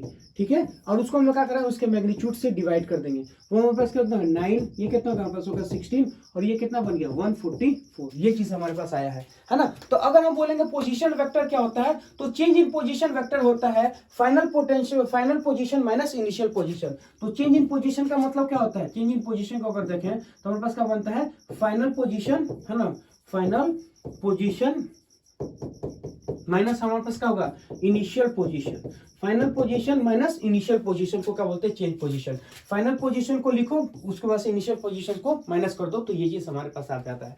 अगला पॉइंट अगर हम लोग देखें तो हमारे पास क्या होता है, वो बोला है if given position equation of the particle is इतना then find the change in position of the particle. अगर हम बोलेंगे कि गिवन पोजीशन हमारे पास इतना है तो हमें चेंज इन पोजीशन निकालना है। कैसे निकालेंगे उस चीज को देखो। तो चेंज इन पोजीशन का अगर हम लोग बात करना चाहें तो वो हम लोग कैसे निकालते हैं उसको समझिए। तो चेंज इन पोजीशन को अगर हमको निकालना होगा तो हम लोग कैसे निकालेंगे, तो हमें इक्वेशन क्या दे रखा है, ये चीज हमें देखा है, मतलब position vector with respect to time हमें दे रखा है। तो मैं ये चीज बोलूंगा कि position given as a function of time T. तो मैं बोलूंगा क्या होगा कि पोजीशन गिवन है ना, मैं चीज बोलूंगा कि पोजीशन गिवन एज ए है ना, एज ए फंक्शन ऑफ है ना, position given as a function of क्या होगा position given as a function of time, है ना, एज ए फंक्शन ऑफ हमारे पास क्या होगा टाइम, वो हमारे पास क्या है सुनो। तो ये हमारे पास क्या होगा पोजीशन दे रखा है 10, है ना, टी स्क्वायर आई प्लस हमारे पास कितना होगा, ये चीज बोलेंगे तो कितना होगा 10 प्लस हमारे पास कितना बनेगा 10 टी स्क्वायर, है ना, ये चीज होगा जे, और फिर हमारे पास क्या होगा 10 टी, साथ में हमारे पास क्या बन गया के। ये हमारे पास क्या होगा position as a function of time T. मैं बोलूंगा हमारे पास क्या बना है पोजीशन, है ना, पोजीशन हमें दे रखा है, क्या दे रखा है, ये हम बोलेंगे पोजीशन दे रखा है, ठीक है, पोजीशन हमें दे रखा है एज ए, है ना, as a function of, as a function of, है ना, time, as a function of time हमें दे रखा है। अब इसको क्या बोलेंगे सुनो, तो चेंज इन पोजीशन क्या है 1 से हम लोग 2 पे निकालना है। तो चेंज इन पोजीशन का मतलब ऐसा समझो कि डेल्टा आर का मतलब होता है आर हमारे पास क्या होगा फाइनल माइनस आर हमारे पास क्या होगा इनिशियल। तो change in position final minus initial होगा। तो फाइनल अगर हम लोग देखें तो यहाँ पे हमारे पास क्या होगा चेंज इन पोजीशन, यहाँ पे मैं बोलूंगा position of 2 with respect to 1, यानी हम बोलेंगे पोजीशन ऑफ 2 माइनस क्या होगा पोजीशन ऑफ 1। तो जब हमारे पास टाइम 2 था उस समय पोजीशन 2 हो, जब टाइम हमारे पास 1 था उस समय पोजीशन क्या है 1 है। तो दोनों का डिफरेंस हमको चाहिए, वो क्या बोला है चेंज इन पोजीशन 1 से 2। तो एक बार 1 सेकेंड रखो इन टाइम में, एक बार 2 सेकेंड रखो, फिर दोनों का डिफरेंस निकाल लो। मतलब अगर हमको चेंज इन पोजीशन रखना, एक बार टाइम का वैल्यू 1 रख दो, एक बार टाइम का वैल्यू हम लोग 2 रख दो, तो हमें क्या मिल जाएगा चेंज इन पोजीशन हमको मिल जाएगा। ये चीज हमें समझ में आया। अब हम लोग क्या करते हैं वो चीज करने की कोशिश करते हैं। तो सबसे पहली बात है मतलब मैं बोलूंगा कि at t is equal to 1 second position is R1, है ना। तो मैं बोलूंगा क्या पोजीशन, है ना, पोजीशन इज R1। तो R1 जो हमारे पास पोजीशन बनता है वो कैसे बनता है वो समझो। जब t का वैल्यू 1 रखते हैं हमारे पास क्या बन गया R1 बन गया। तो हम लोग बोलेंगे देखो ये पोजीशन है, तो यहां से लिखेंगे हम लोग क्या लिख लेंगे 10, और यहाँ t के जगह पे क्या लिखेंगे 1 का होल स्क्वायर, है ना। फिर हमारे पास क्या बन जाएगा i बन जाएगा, फिर हमारे पास बन जाएगा, है ना। इसको देखो तो दूसरे वाले को अगर हम लोग देखें तो पहले क्या लिख लो 10 लिख लो, ठीक है। फिर हम लोग क्या लिखना है 10 लिखना है, और हम लोग को बोले क्या हो गया 1 का स्क्वायर कर दो, फिर है ना 1 का स्क्वायर करके जे लिख दो। तो यहाँ से बोला हमारे पास बन गया कि 1 का स्क्वायर करके, है ना, 1 का स्क्वायर करके हम क्या करना है जे लिखना है। फिर हम लोग को लिखो प्लस, फिर हमें क्या लिखना है 10, है ना, और t के जगह पे क्या लिखना है 1 इंटू हमारे पास का बन गया k, ये चीज बन गया। तो R1 का अगर हम लोग बात करना चाहे वो चीज हमारे पास क्या होगा, इस चीज को लिखेंगे 10i, ठीक है। और फिर यहाँ से देखेंगे हमारे पास क्या बन गया 10 प्लस हमारे पास सब बन गया 10 इंटू जे, प्लस हमारे पास क्या होगा 10 हमारे पास बन गया k, ये चीज हमारे पास आया। तो मैं बोलूंगा कि जो R1 हमारे पास है, जो R1 हमारे पास बन गया है वो क्या होगा 10i, फिर हमारे पास क्या होगा 20j, फिर हमारे पास क्या होगा 10, ये हमारे पास बन गया k। तो R1 का पोजीशन, अब हमको R2 का पोजीशन अगर निकालना होगा तो मैं बोलूंगा कि एट, है ना, t इज इक्वल टू क्या होगा as t is equal to 0 position is R2, है ना। पोजीशन हमारे पास क्या होगा पोजीशन इज हमारे पास क्या होगा R2, पोजीशन हमारे पास हो गया R2, ठीक है। अब यहां से हमको निकालना है R2 का पोजीशन हमको निकालना है। तो जहां जहां टाइम t है वहां वहां 2 को पुट कर दो। ये क्या है, जब टाइम का वैल्यू 1 सेकेंड है तो ये है, जब टाइम का वैल्यू 2 सेकेंड होगा तो जहां टाइम होगा वहां पे 2 को वैल्यू को पुट करना है। ये चीज हमारे पास आया। तो यहां से बोलूंगा कि 10 इंटू 2 का स्क्वायर मतलब कितना होगा 2 का स्क्वायर, फिर हमारे पास क्या होगा प्लस, ठीक है। प्लस के बाद बोलेंगे 10 इंटू हमारे पास क्या बन गया i, फिर हमारे पास हो गया प्लस में, अब हमारे पास क्या बन गया 10 बन गया, फिर हमारे पास बन गया टाइम कितना है 10 इंटू 10 यानी किसका 2 का स्क्वायर, ये कितना बन गया 2 का स्क्वायर इंटू हमारे पास क्या बन गया हमारे पास बन गया j, फिर हम लिखेंगे प्लस, ये कितना होगा हमारे पास हो गया 10 इंटू 2, t के जगह पे क्या लिखेंगे 2 इंटू हमारे पास क्या बन गया k, ये चीज आया, ये हमारे बन गया R2। तो R2 का अगर हम लोग बात करना चाहे वो हमारे पास कितना होगा 40i, फिर हमारे पास क्या होगा 10 और ये कितना होगा 20, ये कितना होगा हमारे पास होगा 50j, फिर हमारे पास क्या अगर देखें तो ये कितना होगा 20 हमारे पास क्या बन गया k। तो R2 माइनस R1, तो अगर हम लोग चेंज इन पोजीशन निकालना चाहें, है ना, तो यहाँ से क्या लिखेंगे चेंज इन पोजीशन, ये कितना होगा R2 माइनस हमारे पास होगा R1। तो R2 हमारे पास कितना है ये, R1 हमारे पास क्या बन गया ये, तो मैं लिखूंगा क्या है कि 40i कितना होगा 15j, ये कितना बन गया 20 हमारे पास बन गया k को माइनस करना है, ये हमारे पास R1 R2, ये हमारे पास क्या बन गया 10i, ठीक है। और उसके बाद सब क्या लिखेंगे 20 हमारे पास हो गया j, और फिर हमारे पास क्या होगा 10 हमारे पास बन गया k, ये चीज हमारे पास आया। अब सबका हम लोग क्या करना है माइनस कर देना है, ठीक है। 40 और ये क्या होगा 10, तो 40 और 10 अगर हम लोग देखें तो कितना बन गया 40 में से 10 को अगर बोले तो मेरे कितना बन गया 30i। ठीक है, अब उसके बाद से बोल लेंगे 30i हो गया ना। अब उसके बाद से अगर हम लोग दें 30i है ना, तो 30i के बाद से हमारे पास कितना होगा 50 और ये कितना होगा 20। तो 50 और -20 बोलेंगे तो फिर हमारे पास कितना गया 30 है ना, 30j। फिर हमारे पास अगर देखें तो हमारे पास कितना आएगा है ना, तो फिर हमारे पास अगर देखें तो है ना 50 और ये कितना 20 और ये कितना होगा 10, तो कितना बचेगा हमारे पास बचेगा 10। तो यहां से लिखेंगे हमारे पास क्या होगा 10k। अब अगर हम उसका मॉड निकालना है ना, magnitude of change in position, तो हमारे पास क्या होगा सबका हमको क्या करना है स्क्वायर करके है ना ऐड कर देना है, सबका स्क्वायर करना है और फिर उसको क्या करना है ऐड कर देना है। तो यहां से अगर हम लोग देखना चाहें तो वो क्या होगा, हम बोलेंगे 3 का स्क्वायर, ये कितना होगा 900, ये भी कितना होगा प्लस में बोलेंगे 900 और इसको क्या करेंगे हम लोग 100। अब यहाँ समझो कि हम लोग 100 से निकालेंगे, 00 में से एक जीरो निकल गया है ना, 18 और ये कितना होगा 1, ये कितना बन गया हमारे पास 19 बन गया।